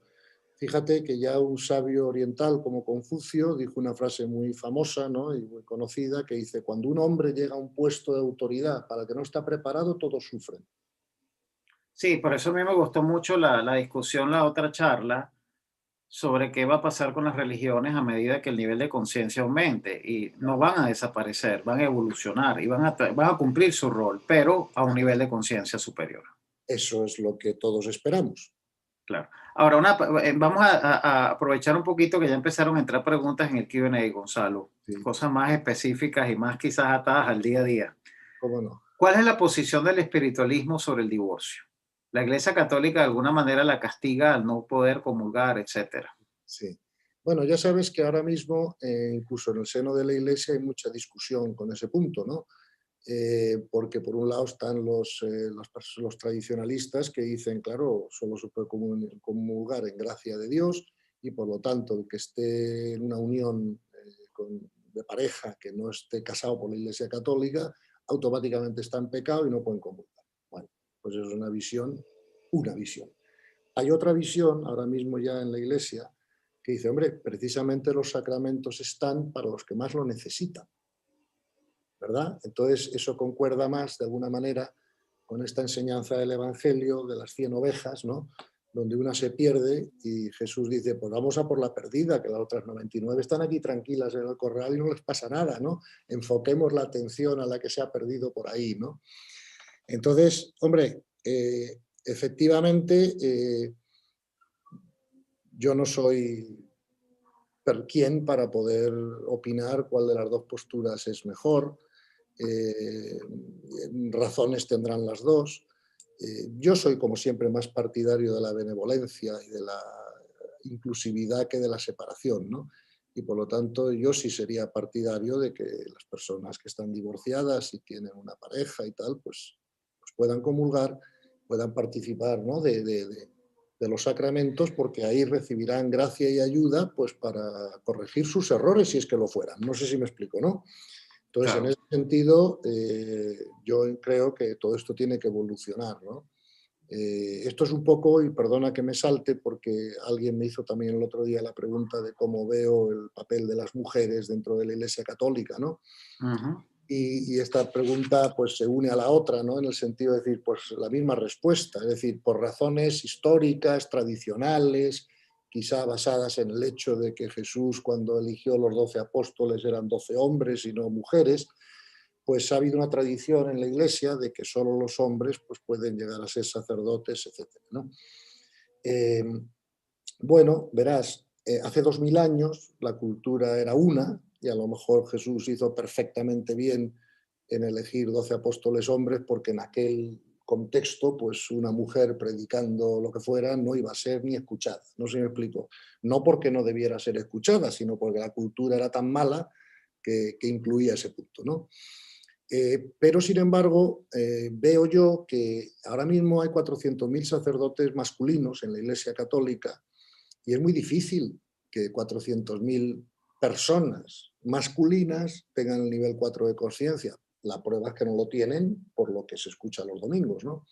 Y por otras cosas, como la pederastia y otros follones que ha habido en la Iglesia, como lo ha habido en todas las religiones. O sea, esto no es solo de la Iglesia Católica en absoluto, ¿no? Entonces, ¿cuál es la razón profunda, ¿no?, por la que una mujer no puede ser sacerdote? Pues seguro que las hay, ¿eh? Porque, vamos, no, cuando la Iglesia mantiene eso, pues no será por absoluto capricho, sin ninguna razón lógica. Pero desde mi punto de vista, el que tiene que ser sacerdote es el que tenga mayor nivel de conciencia, y me da igual que sea hombre que mujer. ¿Me explico? Creo Pero además, para... Ajá, perdón. creo además que la sociedad está dividida 50-50 entre hombres y mujeres, y creo que algunas mujeres, pues en algunos puntos, pues pueden entender mejor a otras mujeres que a lo mejor los hombres, ¿no? Y viceversa, ¿no? Entonces, en ese sentido, yo sería partidario de que, ¿por qué no?, van a ser las mujeres ministros. O sea, no veo... O sea, para mí prima el nivel de conciencia, no prima el sexo. Y con esto termino. Sí, Hace poco... bueno, y para todas las amigas que nos están escuchando, creo que han dicho que probablemente el nivel de conciencia de las mujeres es un poco hoy en día más elevado que el de los hombres. Entonces, al revés, Sí, yo sí. creo que el incentivo debe ser que haya más ministras mujeres Bueno, y presidentas mujeres y todo para que ayuden, ¿no? Pero bueno. Yo creo que hay de todo, pero vamos, que si no podemos caer en realmente cosas que son un poco ridículas, ¿no? Mira, yo tengo un buen amigo, muy conocedor de la doctrina católica, que me dijo hace un tiempo que hasta hace un siglo, o sea, hasta hace poco, por ejemplo, los hombres que tenían grandes defectos físicos no podían ser sacerdotes. Y entonces le digo yo, ¿pero qué me estás contando? Y me dice, sí, sí. Y digo yo, y eso, bueno, pues si eres cojo, si eres tuerto, si eres lo que fuera, ¿no? Y digo, ¿pero qué me estás contando? Y me dice, sí, eso un poquito era la... ¿Por qué? Y dice, y esto estaba basado en la idea de que como Jesús era perfecto Dios y perfecto hombre, y los sacerdotes son como otros Cristos, ¿no?, en la tierra, como representantes de Cristo en la tierra, pues tenían que tener también una cierta mínima perfección física para poder hacerlo, ¿no? Y yo recuerdo que a mi amigo le contesté, oye, gracias por informarme de esto, que yo no lo sabía, pero, chico, la verdad, ¿yo qué prefiero? ¿Un sacerdote rubio, alto, perfecto espécimen físico, pero pederasta? ¿O prefiero un sacerdote cojo, manco y tuerto del cuarto nivel de conciencia? No me fastidies. ¿Me explico? Estamos confundiendo el tocino con la velocidad, ¿no? Entonces, bueno, es que por eso digo que la Iglesia es una institución que está en medio del mundo, ¿no? Y bueno, pues participa de los problemas del mundo de alguna manera, ¿no? Y ahora tenemos todos que evolucionar, y la Iglesia también, ¿verdad?, para que las religiones sean cada vez más espirituales, cada vez más, digamos, alineadas con el amor y con la verdad. Y créeme que ante los ojos de Dios, un hombre cojo, manco y tuerto, del cuarto nivel de conciencia está mucho más avanzado que uno guapo, rubio, que sea del segundo nivel, ¿no? ¿Me entiendes? O sea, No que sean confundamos. religiones, yo diría que queremos religiones que estén menos atadas a creencias y más atadas a la verdadera verdad y comprensión. Eso creo yo. Ahora, una pregunta específica que no quiero dejar pasar porque me han insistido acá. Sí, ¿Cómo sí. se podría explicar o interpretar la frase de Jesucristo en la cruz de Elí, Elí, lama sabactani? Sí, Elí, Lo dije correcto, lo dije sí, correcto. sí. Lo dijiste correcto, sí, pues yo no sé mucho arameo y creo que lo has dicho correcto, ¿no? Pero vamos a ver, esa frase en español, vamos, o en castellano, creo que es Señor, Señor, ¿por qué me has abandonado? ¿No? Entonces, vamos a ver, una vez más, es inconcebible que Jesús pueda pronunciar esa frase porque, vamos, si no hace falta ser Jesús, tú y yo mismo ya sabemos que Dios no nos abandona nunca, nunca se nos va a ocurrir la idea. Ahora, tú imagínate que tú estás en una cruz, ¿verdad? Que estás a punto de morir, que llevas ahí horas, que te han azotado, que tienes cuerpo físico. Oye, se te puede bajar la energía, porque Jesús también era perfecto hombre, ¿no? Claro, cuando se te baja la energía, pues puedes decir cualquier cosa. A lo mejor eso es una muestra de la humanidad de Jesús, no sé cómo explicarte, ¿no? Pero hombre, yo creo que Jesús normal, andando por un camino, antes de que le hayan azotado, puesto la corona de espinas, clavado en la cruz y tal, jamás se le ocurriría decir eso, ¿no? Claro.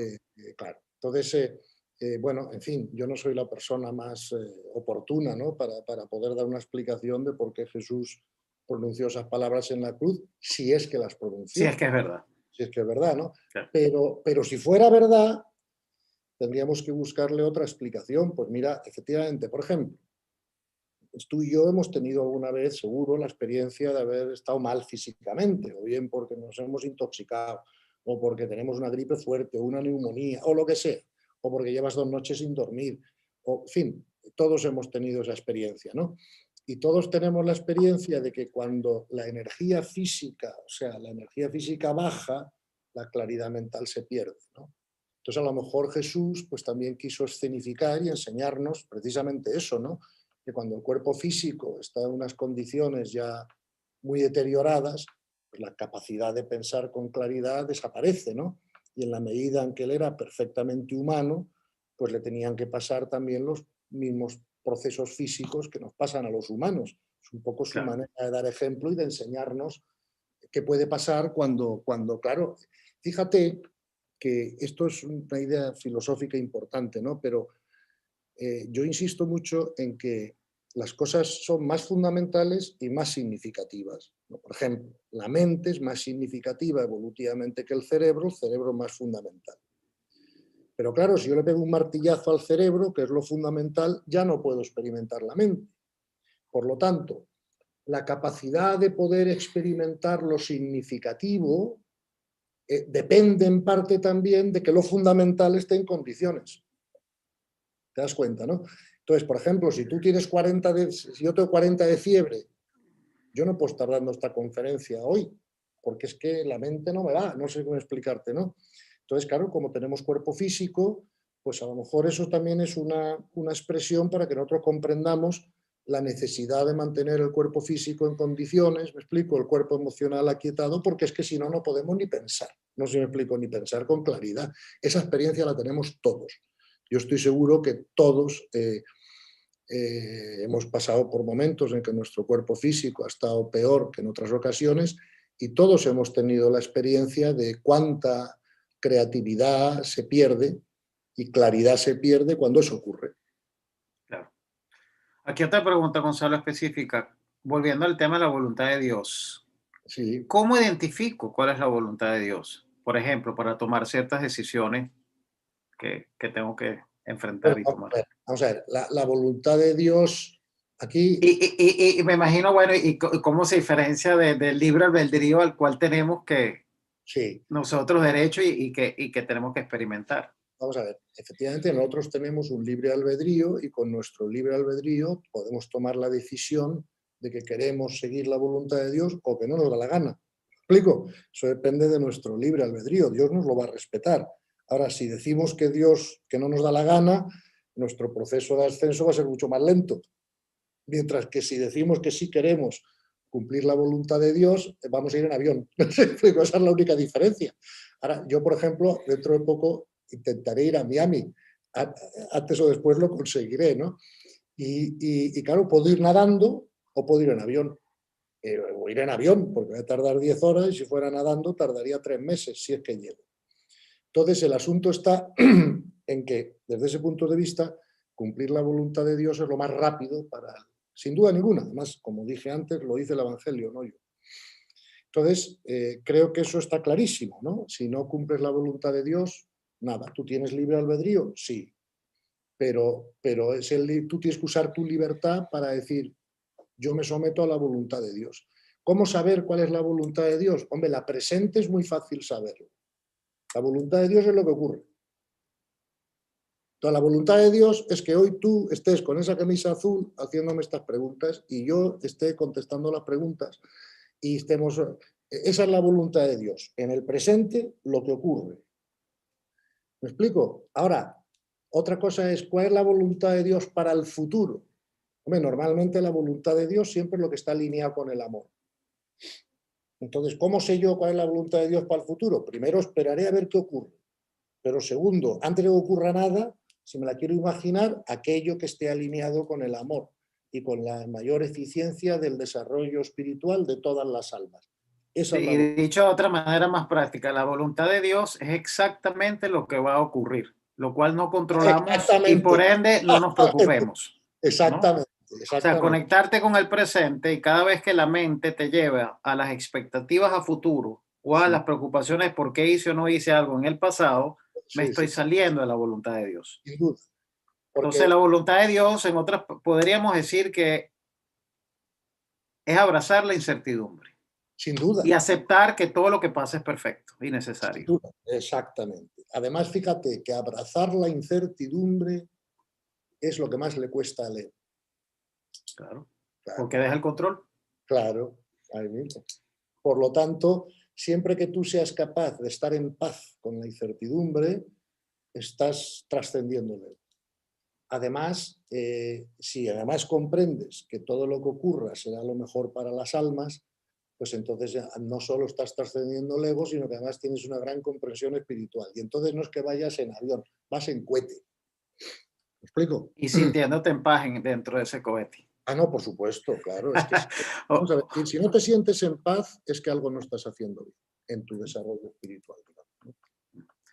Otra pregunta interesante. ¿Cuál es tu opinión, Gonzalo, sobre el enfoque de la espiritualidad desde la visión de un curso de milagros? Vamos a ver, yo creo que un curso de milagros es un magnífico texto. Creo que calibra alto en el nivel de conciencia. Hasta donde yo sé, por lo que dicen los autores, es de alguna manera canalizado. Sabes que el curso de milagros tiene 3 partes, el libro, ¿no? Una es la teoría general, otras son los ejercicios diarios para un día de cada año, ¿no? Y luego al final es el manual de los maestros, ¿no? Ese último, el manual de los maestros, a mí me parece genial.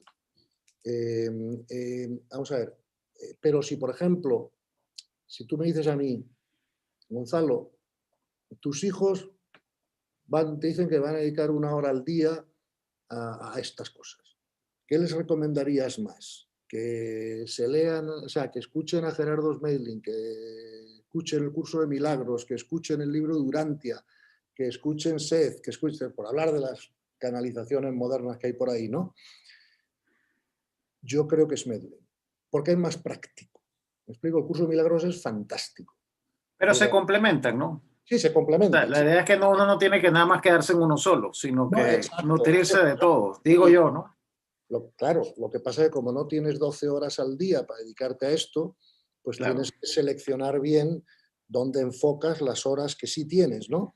Y entonces yo recomendaría empezar por Smeidling y cuando ya esté todo eso bien comprendido, creo que entonces el curso de milagros y otras cosas, ¿no? Pero insisto, a mí me parece el curso de milagros muy bueno. Y hablando de otras cosas, aquí también pregunta, ¿qué opinas del libro que acabas de mencionar, de Urantia, y su diferencia con la Biblia?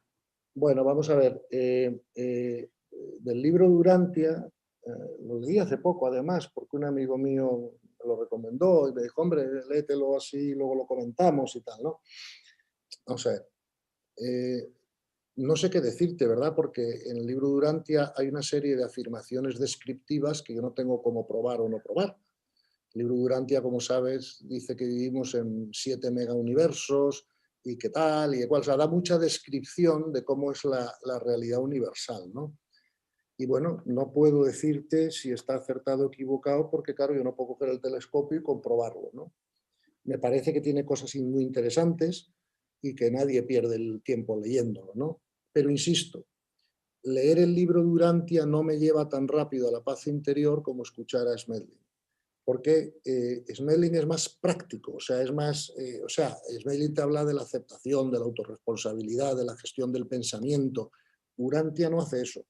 Urantia es más descriptivo, digamos, de la realidad universal. O sea, y te dice, mira, aquí hay 7 universos y hay 7 no sé qué y 14 no sé cuántos. Y es muy interesante, pero es menos transformativo, en mi opinión, pero es mi opinión. Ya sabes que para esto de los libros cada persona es distinta, Claro. ¿no?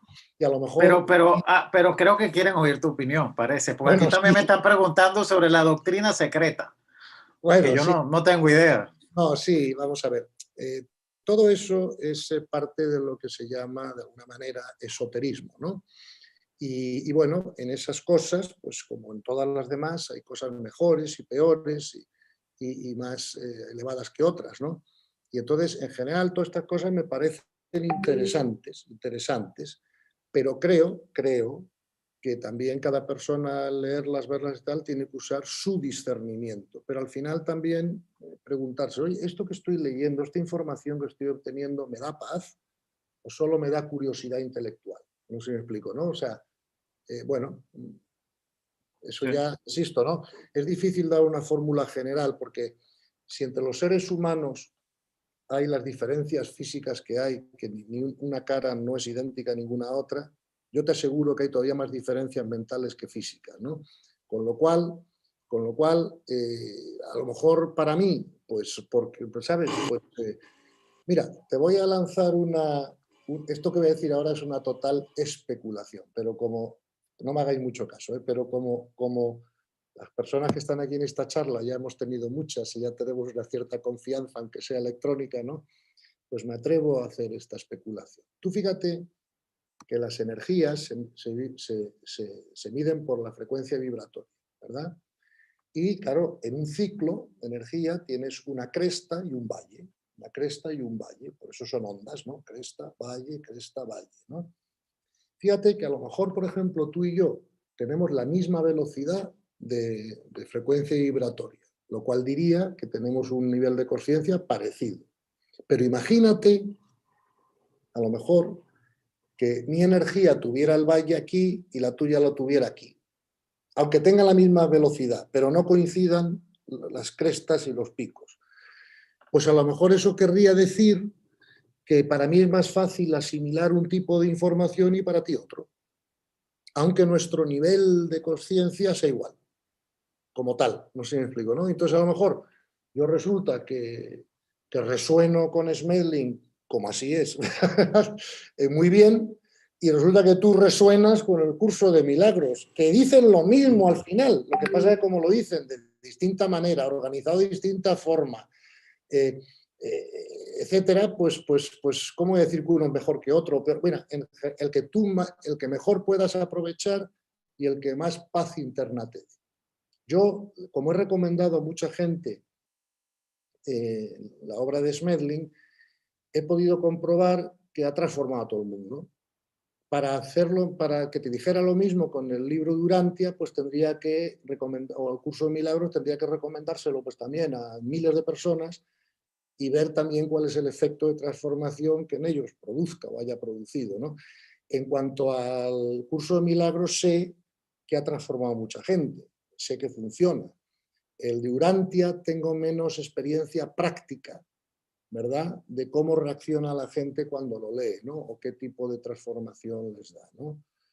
Y en ese sentido, pues, bueno, es que además llega un momento que la mente, o sea, llega un momento que tampoco necesitamos tantísima información, ¿no? Porque entonces usamos mucha energía de la mente en ordenar, clasificar, absorber informaciones, cuando, insisto, donde creo que tenemos que tener puesto nuestro enfoque es en unir nuestra voluntad a la divina. Ya veremos después si hay 7 universos o 7000. ¿Qué más nos da eso a nosotros para nuestra paz? No sé si me explico, ¿no? Entonces, no es malo saberlo, pero prefiero aprender a aceptar que saber cuántos universos hay. Y aquí hay algo interesante, una pregunta de cómo se combina eso de dejar fluir con el tema de hacer planes, tener metas, hacer todo lo posible. Sí, sí, sí, O es muy sea, pregunta, sí. es muy buena pregunta, es muy práctica, ¿no? Sí, sí, no, y creo que la respuesta es fácil. Vamos a ver, nosotros tenemos que hacer planes, no ponernos metas, tenemos que hacer planes, propósitos. Tenemos que intentar trabajar en una dirección, la que sea, la que nos parezca mejor. Eso no tiene ningún problema.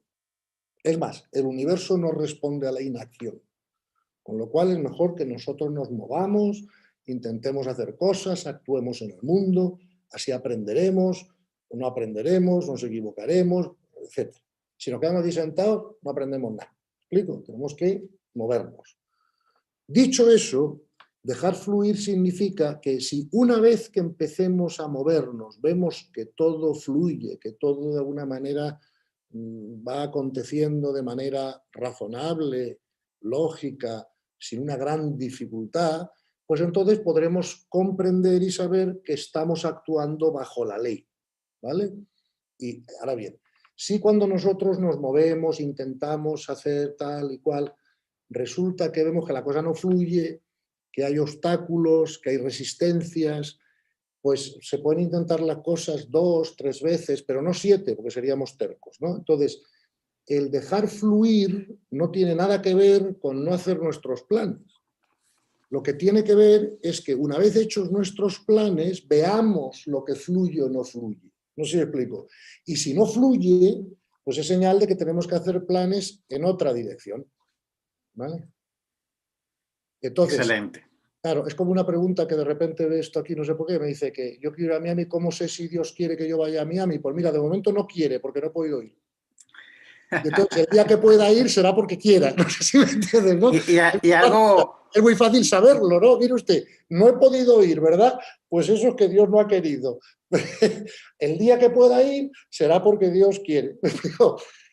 Claro. Sí, y quizás con el tema este de planificar y todo y dejar fluir, es quizás, a mí me ayudó mucho pensar en no aferrarme a un resultado concreto. Exacto, exacto. Sino yo acciono, planifico, pero el resultado que sea el que se dé.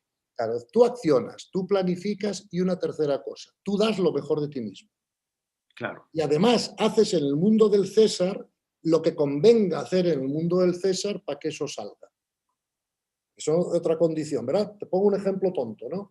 Tú imagínate que Dios tuviera pensado, no tengo ni idea, pero imagínate que Dios ahora mismo dijera, vamos a ver, Gonzalo no necesita contagiarse el coronavirus porque si se contagiara, como no perdería la paz, pues no necesita esa elección. Entonces, ¿para qué se va a contagiar? Ahora, eso es como está la cosa ahora mismo, cómo está la ley ahora mismo. Ahora, imagínate yo mañana empiezo a hacer el idiota. Me voy a 7 fiestas, no me pongo la mascarilla, soy imprudente en el mundo del César, pues puede cambiar la ley para mí. Porque entonces el universo puede decir, mira, como no te sabes manejar bien en el mundo del César, te vas a contagiar, aunque no te quite la paz interna, para que aprendas a manejarte el mundo del César. Por eso el Evangelio dice, tú dale al César lo que es del César y a Dios lo que es de Dios, ¿no? Entonces, tenemos que aprender también el mundo de la materia porque cuando nos graduemos, nuestra única actividad inicial será ser de servicio a los que siguen aquí todavía sin graduar. Y claro, si no comprendemos bien cómo funciona el 3D, tampoco podremos ser mucho de servicio desde allá arriba, ¿no? Entonces, por lo tanto, creo que eso también hay que tenerlo en cuenta. Entonces, tú da lo mejor de ti mismo, como tú bien has dicho. Tú abandona el resultado en manos de Dios. Y también, sé cómo se dice en inglés, aprende a ser proficient en el mundo del César. Claro. Ahora, unas preguntas un poquito picantes. Venga, venga. O bueno, yo la veo así, pero me encantan, ¿no? A mí me encantan. Ningún problema. ¿Puede encontrar el ser humano en la religión Sí. cristiana u otra. La misma expansión, libertad y fortaleza interior que consigue en la espiritualidad.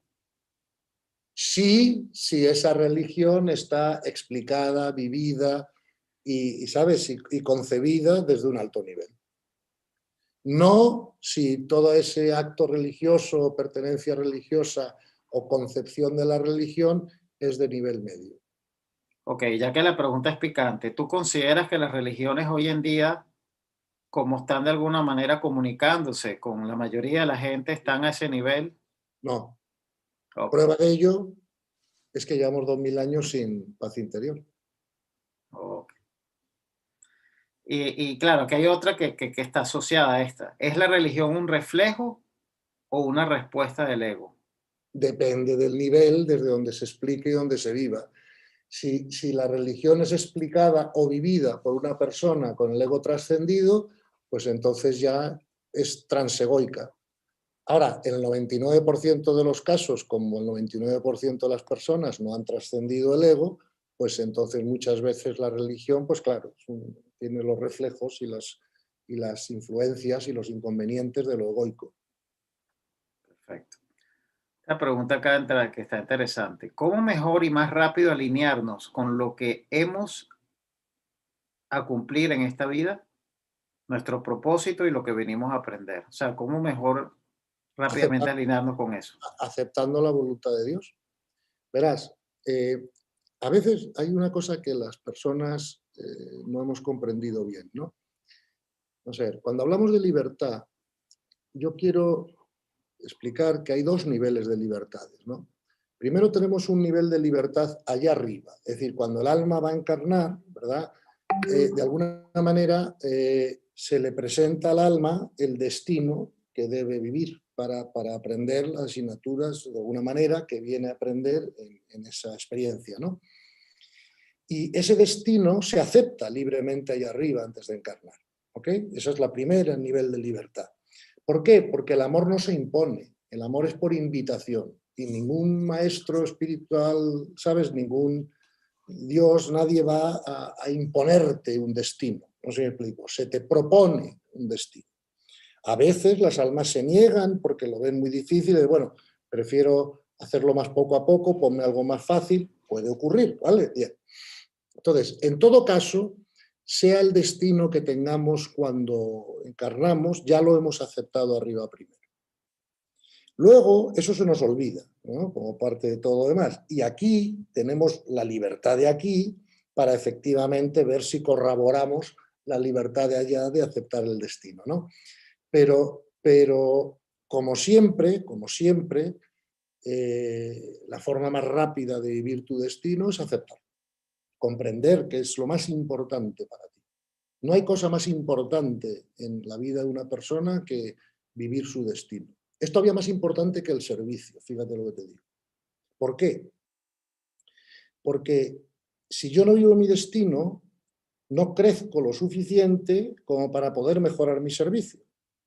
¿Ves? O sea, el destino es hasta más importante que la misión, porque el destino es lo que yo tengo que crecer incluso para luego poder tener más misión cada vez. Acuérdate que siempre hemos dicho que a mayor nivel de conciencia, menos destino y más misión. A menor nivel de conciencia, más destino y menos misión. Por lo tanto, si yo quiero tener una misión cada vez más grande, tengo que tener cada vez más el destino trascendido. Por lo tanto, si hay algo importante en la vida de los seres humanos, hay muchas cosas importantes, pero si hay algo verdaderamente importante es aceptar tu destino y aprender lo que te viene a enseñar. ¿Y cómo sé yo si estoy listo? ¿Cómo sé yo si ya he cumplido lo que el destino quería que cumpliera a nivel de aprendizaje para poder dedicarle más esfuerzo al servicio? ¿Cómo sé dónde estoy? Muy fácil. ¿Pierdes mucho la paz? Mm. No que te lo pregunte a ti personalmente, No, digo no, no, está bien. No, no, es que tiene que ver, claro. Sí, no, sí. pero digo que esa es la manera de saberlo. La pierdo menos hoy en día, pero... Y yo creo que eso nos pasa a todos ya, ¿no? Entonces, efectivamente, esa es la manera de saberlo. ¿Cómo saber si he trascendido mi destino? Bueno, ya no hay nada que me quite la paz. Buenísimo. ¿Mm? Ok. Otra pregunta. ¿Cómo aprender? Esto tiene que ver con las leyes, ¿no? Hay varias Sí, preguntas que nos están llevando a las leyes del universo. perfecto. ¿Cómo aprender a leer las señales del universo? Muy ¿Cómo sencillo. podemos enterarnos de cuál es la ley para uno? Bueno, pues mira, fluye la cosa, ¿sabes? Esa es la ley, ¿me entiendes? O sea, de alguna manera, es decir, cuando violamos la ley, nada funciona. O sea, la mejor manera de saber cuál es la ley es observar los frutos. Por Sí, eso yo lo único, Por eso dice Smedlin y otros muchos maestros espirituales, dicen eso, dicen, tú mira a ver lo que funciona y lo que no funciona. Todo lo que está a favor de la ley funciona. Todo lo que está en contra de la ley no funciona. sí, lo único que yo agregaría ahí es que es como un músculo también, el ir poco a poco aprendiendo Claro, a cómo leer las señales. Por claro, lo pues menos mi experiencia ha sido que las señales siempre están. siempre Es está. increíble, pero Increíble. no estamos acostumbrados a saber leerlas, Así es. Esa es un... porque creemos mucho en la coincidencia. Sí, no, no, no, no, no. La Y coincidencia no existe en el universo. No existe. O sea, el azar, la coincidencia, la casualidad, esas son palabras que tenemos que quitar del diccionario. Eso no existe en el universo. El universo es un todo perfectamente ordenado en una dirección. Nada es al azar, nada es por suerte, nada es por coincidencia. Eso no existe en el universo. Insisto, la conciencia colapsa la función de onda del electrón. No es al azar. Sigue unas leyes. volviendo ahorita a la temática que nos trajo hoy a unirnos, ¿no? La espiritualidad y el cristianismo. Sí. ¿Cómo se conjugan los milagros que señala la Biblia? ¿Se explican por el alto nivel de conciencia y la física cuántica? Bueno, vamos a ver, claro, los milagros la física cuántica los explica mejor que la física clásica, evidentemente, ¿no? Que el milagro no tiene cabida en la física clásica, ¿no? En la física cuántica sí. ¿Por qué? La física cuántica comprende que las partículas elementales nacen de un vacío, o sea, de una no materialidad, ¿verdad? De ahí surgen, ¿verdad? Y para que pueda pasar algo o existir algo, tiene que haber unos electrones que formen átomos, ¿no? Para que formen una botella, ¿verdad? Y esos electrones no existen como tal, son ondas de probabilidad que solo se colapsan, ¿verdad? En una bolita, es el término técnico físico, cuando hay un observador que lo hace, ¿no? Entonces, evidentemente, como yo ya he comprobado que yo, por mucho que lo intente, no puedo cambiar esto en vino, ¿verdad? Pues yo me di cuenta que yo no tengo todavía la capacidad de colapsar la función de onda del electrón. Eso lo sabía muy bien Jesús. Pero ojo lo que nos dijo Jesús. Cuando alguien le hablaba de los milagros que él hizo, él contesta, cosas más grandes haréis vosotros. Haréis vosotros.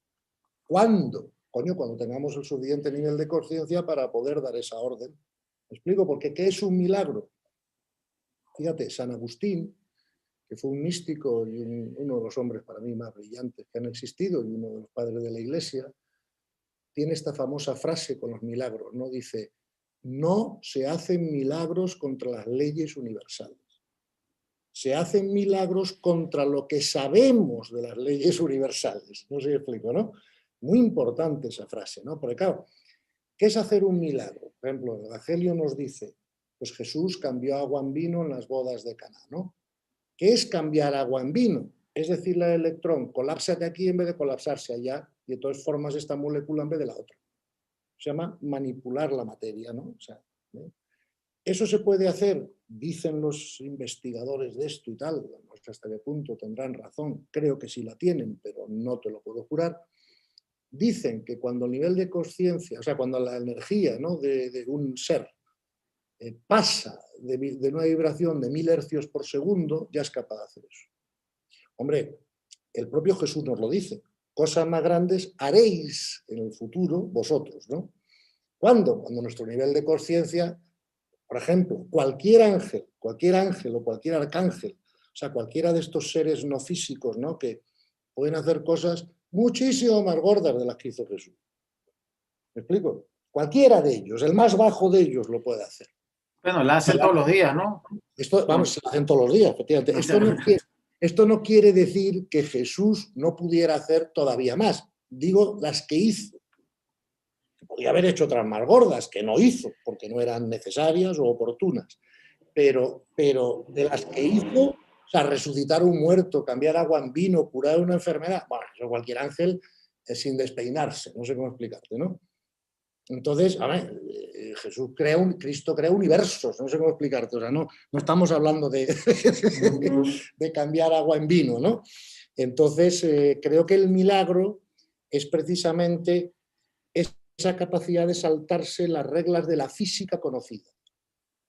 Pero la física cuántica ya te está diciendo que eso teóricamente es perfectamente posible. Claro.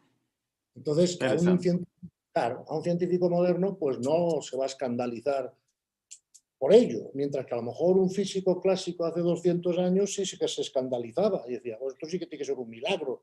No, esto no es un milagro, esto es la capacidad de crear materia de la nada. No sé si me explico, ¿no?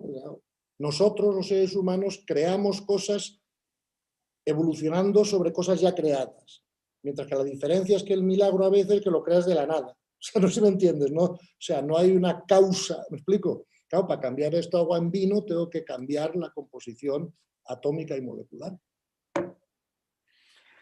Otra pregunta, Gonzalo. ¿Podemos entender a Dios a través de la mente? No. ¿Es nuestra mente quien crea a Dios o Dios quien crea nuestra mente? Dios quien crea nuestra mente ni ninguna mente tiene la capacidad de crear a Dios. Y desde luego a Dios no se le puede comprender con la mente. Imposible. Es ejercicio inútil. A Dios solo se le conoce con los ojos de la contemplación. Ojos que para poder usarse tienen que ser entrenados. Igual que hemos tenido que entrenar los ojos de la mente para poder usar la mente, ¿verdad? Y nos ha llevado, a ti y a mí en concreto, seguro que 30 años de nuestra vida. Entre colegio, universidad, máster, no sé, digamos 30 años de alguna manera entrenando la mente, ¿no? Pero, coño, no se nos ha ocurrido nunca, o sea, no hemos puesto el mismo esfuerzo en desarrollar los ojos contemplativos. Entonces, lo que hemos entrenado es una capacidad que se llama la mente y que nos va a servir para montar empresas, para escribir un libro, para entender la realidad, para muchas cosas. Pero para conocer a Dios, no. O sea, a Dios no se le conoce con la mente. Y todos los intentos que se han hecho hasta ahora han sido un absoluto fracaso. ¿Y a través de dónde, cómo lo conozco? Con los ojos contemplativos. Okay. Acuérdate de los 3 ojos del conocimiento, de Nagarjuna, de San Buenaventura, de todos los sabios que dicen tenemos 3 ojos para conocer la realidad. Los ojos de la carne, ¿sabes? O de la medición, que son los que se usan para la ciencia, para observar si esto es un cenicero o esto es una botella y cuánto pesa y cuánto no es. Luego los ojos de la mente, que se usan para todo lo que es lo racional, ¿no? Para jugar al ajedrez, para aprender matemáticas, para hacer filosofía, ¿vale? Pero luego tenemos los ojos de la contemplación, que son los ojos de la intuición. Ok, es donde quería llegar, es la intuición. Son los ojos propios del alma, ¿no? Por así decirlo, ¿no? Y esos son los ojos que tenemos que ejercitar si queremos conocer a Dios, ¿no? Intentar conocer a Dios conceptualmente es una estupidez. Hombre, quiero decir, en el fondo es una estupidez. Esto no quiere decir que comprender que Dios existe y que es personal, intrascendente, inmanente y no sé qué, pues no sea útil.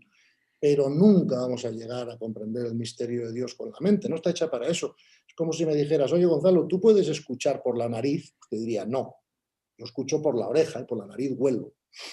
¿Entiendes? Entonces, no podemos, si tú pretendieras escuchar por la nariz, ¿qué éxito tendrías? ¿Y por dónde escuchas la intuición? Por los ojos contemplativos del alma.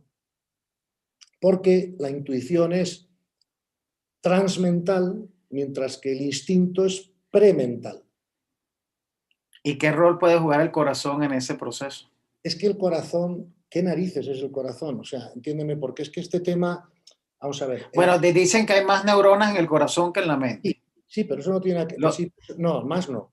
En el corazón concretamente hay 40.000 neuronas. En la mente hay muchas más. Lo que pasa es que esas del corazón son bastante potentes, por lo que dicen, pero son 40.000. Pero vamos, sea lo que sea, si son neuronas, estamos hablando de mental. No sé si me... Por eso digo que a mí usar la palabra corazón no me gusta mucho porque no es muy precisa, ¿verdad? ¿Por qué? Porque Claro, y se da muchas interpretaciones. claro, o sea, hay muchas interpretaciones. Pero cuando hablamos del corazón, ¿de qué estamos hablando? De emociones, de sentimientos, de intuición, todo junto. O sea, no sabemos bien. Mientras que si hacemos la división del ser humano como lo hacemos nosotros, multidimensional, o sea, cuerpo físico, emocional, sentimental, mental y alma, ahí sí que se ve claro dónde está cada cosa y cuál es el origen de cada centro. Y me explico, ¿no? Perfecto. Y lo que quizás para muchos, o sea, entendiendo que la intuición al final es tu conexión con tu ser superior y Sí, por ende con la sabiduría, sin duda. ¿cómo poder distinguir? Creo que es bueno volver a aclararlo entre la intuición y el instinto. Ay, que es que eso lo hemos hablado muchas veces, sí. Y eso es al principio muy difícil. A mí me costó años, te lo reconozco. ¿Verás por qué? Porque lo fácil es distinguir el instinto de la razón. Porque el instinto viene de golpe, ¡plaf! ¿Me explico? Mientras que la razón es secuencial. A lleva B, que lleva C, que lleva D. Y además cuando estás pensando te cansas. Estás usando energía en el proceso secuencial, ¿verdad? Entonces, ¿qué me pasaba a mí con la intuición? Pues que como la intuición me aparecía de forma directa, como el instinto, me costaba mucho distinguir qué era un instinto y qué era una intuición, ¿no? Y la verdad que luché muchos años con ese problema, ¿no? Pues claro, ¿qué me pasaba a mí? Pues creo que lo mismo que a ti y que a todos los demás que en esta charla, porque como la educación que hemos recibido de la sociedad, de la cultura, de nuestros padres, es que tenemos que pasar el instinto por la razón. Claro, pues no seríamos animales. Digo, claro, imagínate, yo a un perro mío, como le he 20 kilos de comida, se lo come de golpe. O sea, tú lo sabes. Y como voy a pasar una perra en celo, pues se acabó la discusión, ¿me entiendes? O sea, no hay... Entonces, claro, nosotros pesaríamos 500 kilos, tendríamos 1000 novias, yo qué sé, ¿no? Si, digamos, si viviéramos desde el instinto, ¿no? Entonces, claro, no, es bueno pasar el instinto por la razón para poder comportarnos como seres humanos y no como animales. Pero claro, así como es bueno pasar el instinto por la razón, no es bueno pasar la intuición por la razón porque te la cargas. Como es superior a la razón, si la bajas a la razón, te la cargas. No es como si subes el instinto a la razón, lo mejoras. Pero si bajas la intuición a la razón, te la cargas. Entonces, la gran pregunta es esa muy buena que tú has hecho, ¿cómo distinguimos la intuición del instinto? Yo con eso luché muchos años. Hasta que un día un maestro, le hice esta pregunta a un maestro espiritual, me contestó de una manera que me sirvió. Me dijo, mira, Gonzalo, la mejor manera de distinguir esto es que cuando estás teniendo una intuición, esa intuición siempre viene acompañada de una sensación interna de certeza y de paz. Mientras que cuando tienes un instinto, no viene acompañado de esa sensación interna de certeza y de paz, ¿no? Sí, al revés, el instinto te da ansiedad, Exacto. porque tienes que, es de sobrevivir, es de, Y tienes que satisfacerlo. correcto, Claro, es correcto. deseo, Por lo tanto, exacto, ¿no? Entonces, con esa explicación, pues uno pues tiene que observarse, observar en la vida e ir aprendiendo poco a poco a cómo distinguir sus intuiciones, ¿no? Pero siempre que tengas una intuición verdadera, síguela. Porque es que nunca alguien quiere que le recomiendes sobre místicos españoles. ¿Quién místico español, recomiendas de místicos místico españoles? español, hay pues muchos, no sé, pues San Juan de la Cruz, Teresa de Ávila, Santa Catalina de Siena, San Agustín. Bueno, San Agustín no sé si era español, creo que no. San Bueno, Agustín yo diría era de la lengua hispana, pues, sí, porque, sí, San Agustín, por supuesto, esos que te he nombrado, hay muchos más, pero bueno, esos se me ocurren así de repente. No sé si me explico, ¿no? claro. Mm. Y aquí hay otra pregunta, bueno, que casi quedaría para otra charla, pero igual te la tiro para que por lo menos nos dejes una pincelada. A ver, ¿Cómo trasciende la conciencia? bueno, esto es lo que estamos hablando en todas las charlas.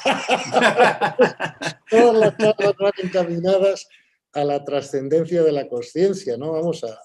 Quizás hablar del archivo de la conciencia, ¿no? Y Sí, cómo se diferencia de los otros archivos ayudaría, no sé. bien, sí, vamos a ver. Sí, como todo es energía más información, todo cuerpo energético tiene que tener su información apropiada, ¿no?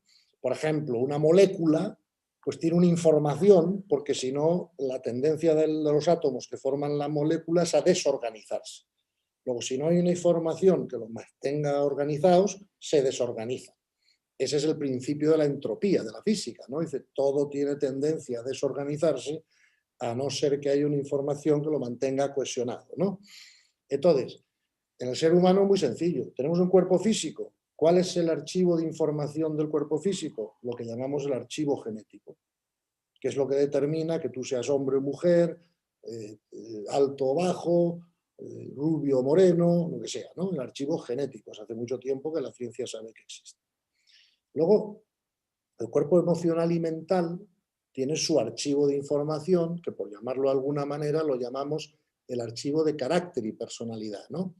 Y entonces eso es así, ese archivo existe y es el que determina pues, cómo es tu carácter, tu personalidad. Por ejemplo, tú tienes 3 hijas, ¿no? Y tienen la misma genética, ¿sí o no? Pero no tienen la misma personalidad, ¿que no? Claro. Para nada. Para nada, claro, ¿ves? Luego son 2 archivos de información distintos. ¿Te das cuenta? Bien. Y luego, como tenemos otro cuerpo espiritual que se llama alma, ¿no? O que lo llamamos alma, lo podemos llamar como queramos, pero lo llamamos alma, ¿verdad? Entonces, ese alma tiene que tener también su archivo de información. Y a ese archivo de información lo llamamos archivo de consciencia, para distinguirlo de los otros 2, ¿no? Entonces, ¿qué es el destino? Pues el destino es un llenado del archivo de consciencia. Vamos a ver. Si esta botella fuera el archivo de consciencia, cuando somos inocentes no hay nada de agua. Está vacía el archivo de consciencia. Cuando somos ignorantes, depende cuán ignorantes, pues la tenemos más o menos llena. Y cuando llegamos a la sabiduría, está llena del todo.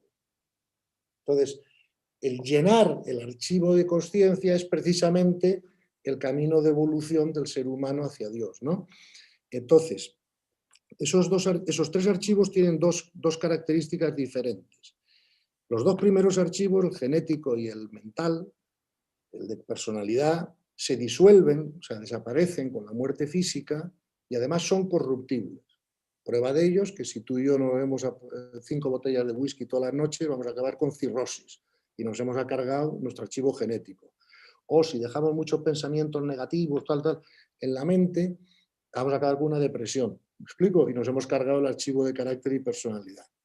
Sin embargo, el archivo de consciencia tiene 2 características que lo distinguen de los otros 2 que son increíbles. La primera, que no desaparece con la muerte física, porque el archivo de información va ligado al alma en todo su recorrido, el de consciencia, ¿no?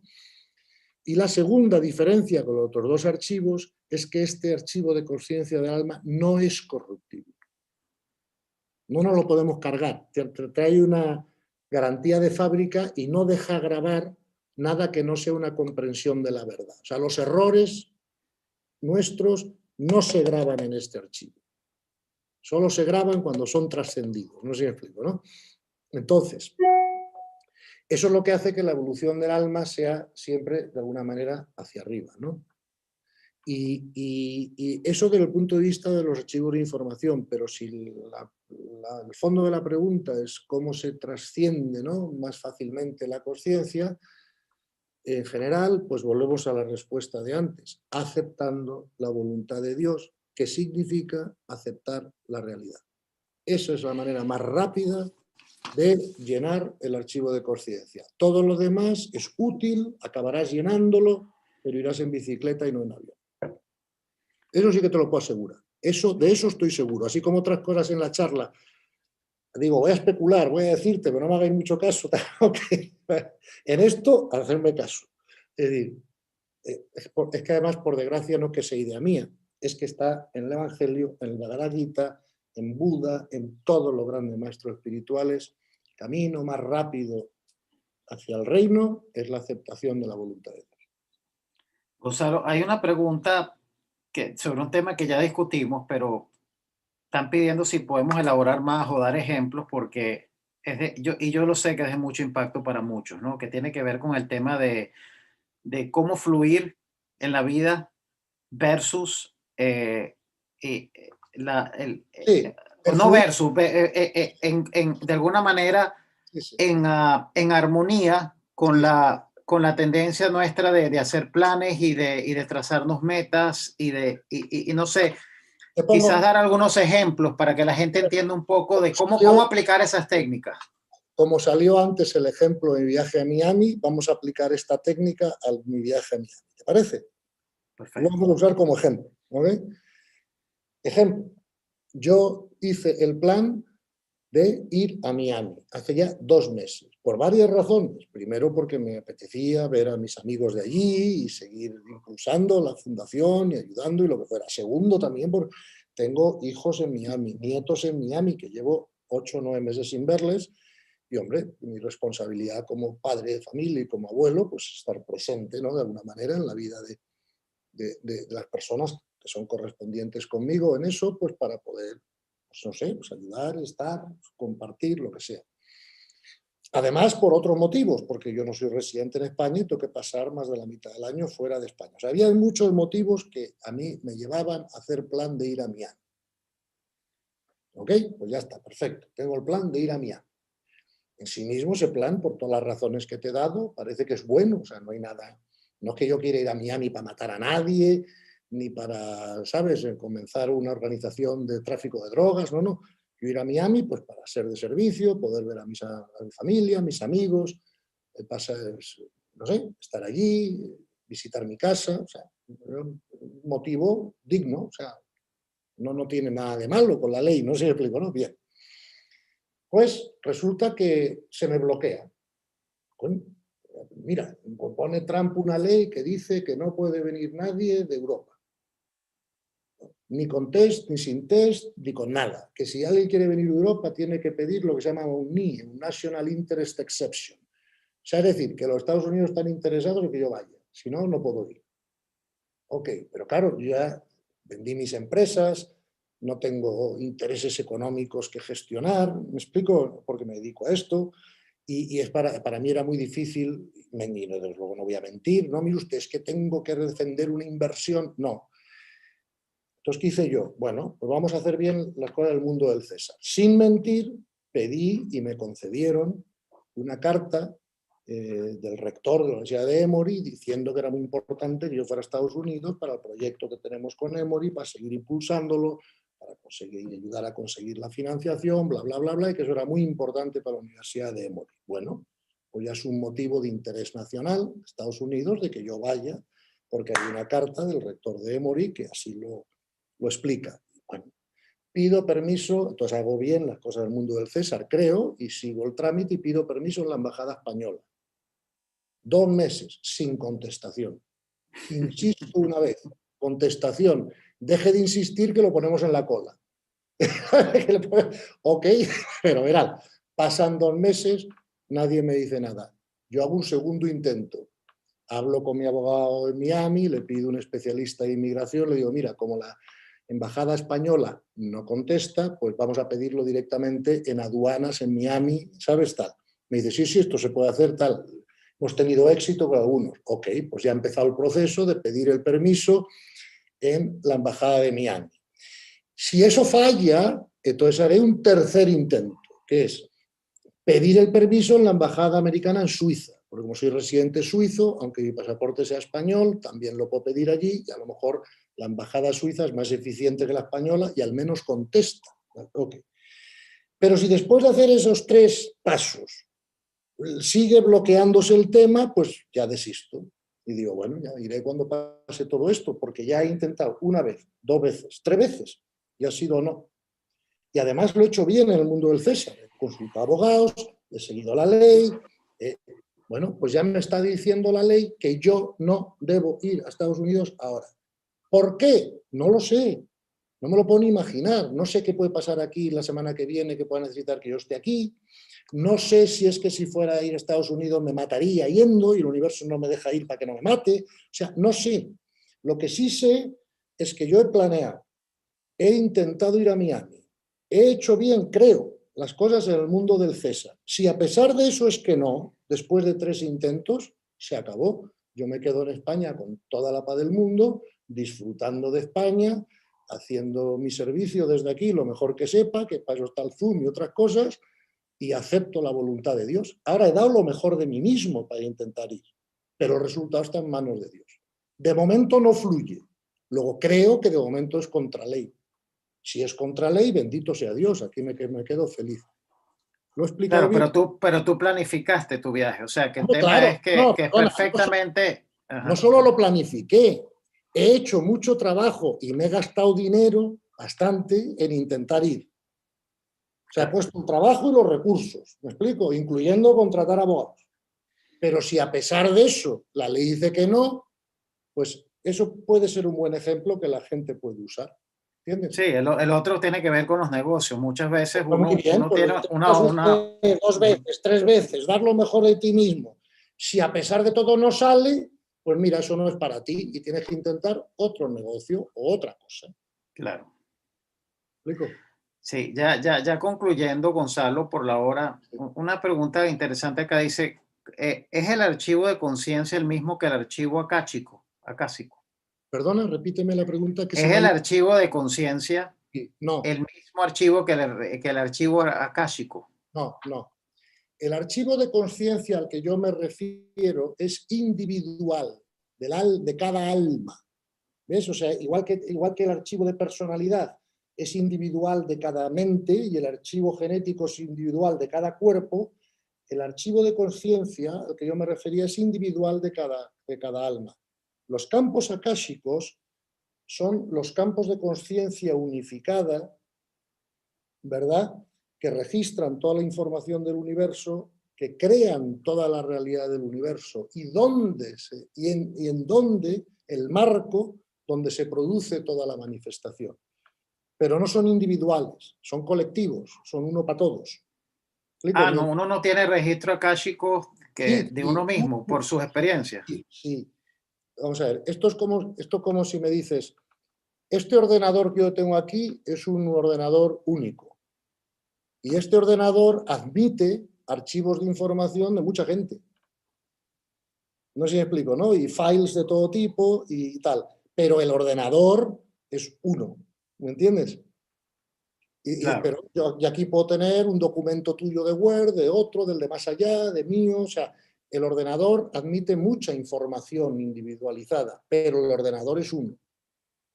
Entonces piensa en los campos akáshicos como en el ordenador, ¿verdad? Y piensa en los archivos de conciencia individuales como archivos concretos que se acaban grabando ahí.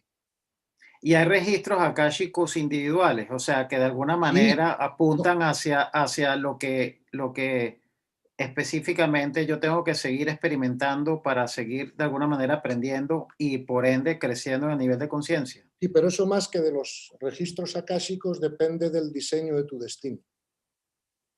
Claro, Entonces, pero tiene que ver con lo que también con, bueno, sí, o quiero sea, decir, el karma se sí, va de alguna manera a manifestar. el karma de cada persona está grabado en los archivos akáshicos. O sea, Ok, de la misma manera que, por ejemplo, imagínate que aquí hoy somos 200, las que sean, personas que estén viendo la charla, ¿no? Bueno, imagínate que cada persona tiene su currículum, ¿no? Pues mira, mándame tu currículum. Mira, estoy nacido tal año, profesión tal, experiencia laboral tal. Yo cojo el currículum tuyo y lo meto en mi ordenador, lo grabo ahí. Ahora me manda otra persona su currículum, lo grabo ahí. ¿Me explico? Ahora, entonces, sí, toda la información del universo está grabada en los archivos akáshicos, pero los campos akáshicos, el campo akáshico es un campo unitario, no es un campo, correcto. no hay 200.000 millones de campos akáshicos, no sé si me explico, ¿no? Igual que si hay 200.000 millones de almas, cada una con su archivo de conciencia. Es Okay. que no sé si me he explicado bien. Sí. Sí, yo creo que sí, que quizás al final es más semántica que otra cosa. Sí, Eh, sí. Ahora, y ya finalizando, una última pregunta. Un tema en el cual sigo confundido con respecto a la diferencia entre las enseñanzas de Gerardo y las del doctor Joe Dispenza. sí. Según entiendo, es que en las enseñanzas de Gerardo hay un destino y punto, y es lo que te corresponde. Más, según Dispenza, podemos con el uso de nuestra imaginación, intención, mente, cambiar nuestra realidad. Si puedes darnos luz un poquito sobre esto. Sí, vamos a ver, a mí todo lo que dice Dispensa me parece en general bastante interesante y creo que es un hombre que en general va bien encaminado. creo que están diciendo en el fondo lo mismo. Vamos a ver. Gerardo lo que dice es que tenemos un destino. Y yo, o sea, a Gerardo le doy el 100% de la razón. Y a Dispensa le doy el 90% de la razón porque le falta un matiz del 10%. Y te explico mi pensamiento al respecto. Vamos a ver. Lo que a mí me va a ocurrir es aquello que yo necesite para crecer. Creo que en eso Gerardo tiene toda la razón. Por lo tanto, si yo voy trascendiendo mi destino, me evito eventos en la vida que no tengo por qué vivir porque ya no tienen nada que enseñarme. Cuando algunos maestros o algunas personas de la nueva era y de tal dicen, no, tú creas tu propia realidad. Un momento, sí, pero indirectamente. Es decir, no es que yo me imagine no sé qué y aparezca un Ferrari rojo, no, inténtalo y verás, como el libro El Secreto, porque no sé cuántas demandas le pusieron, ¿no? No.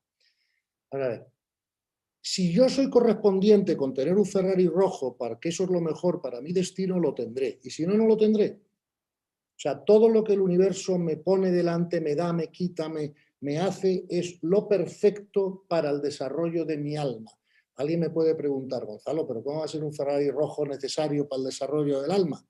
Pues mire usted, puede serlo, porque parte de lo que el alma tiene que aprender es a vivir feliz en la escasez y a administrar bien la abundancia y a no pegarse a ella.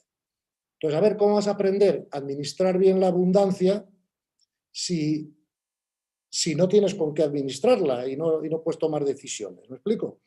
Por lo tanto, todo es posible que sea parte del destino. Si lo tienes, es porque es parte del destino. ¿Vale? Entonces, ¿cuál es el peligro de lo que dice Dispensa si no se entiende bien? No podemos entender que nosotros vamos a crear la realidad solo con nuestro pensamiento o nuestra imaginación. Eso no es así.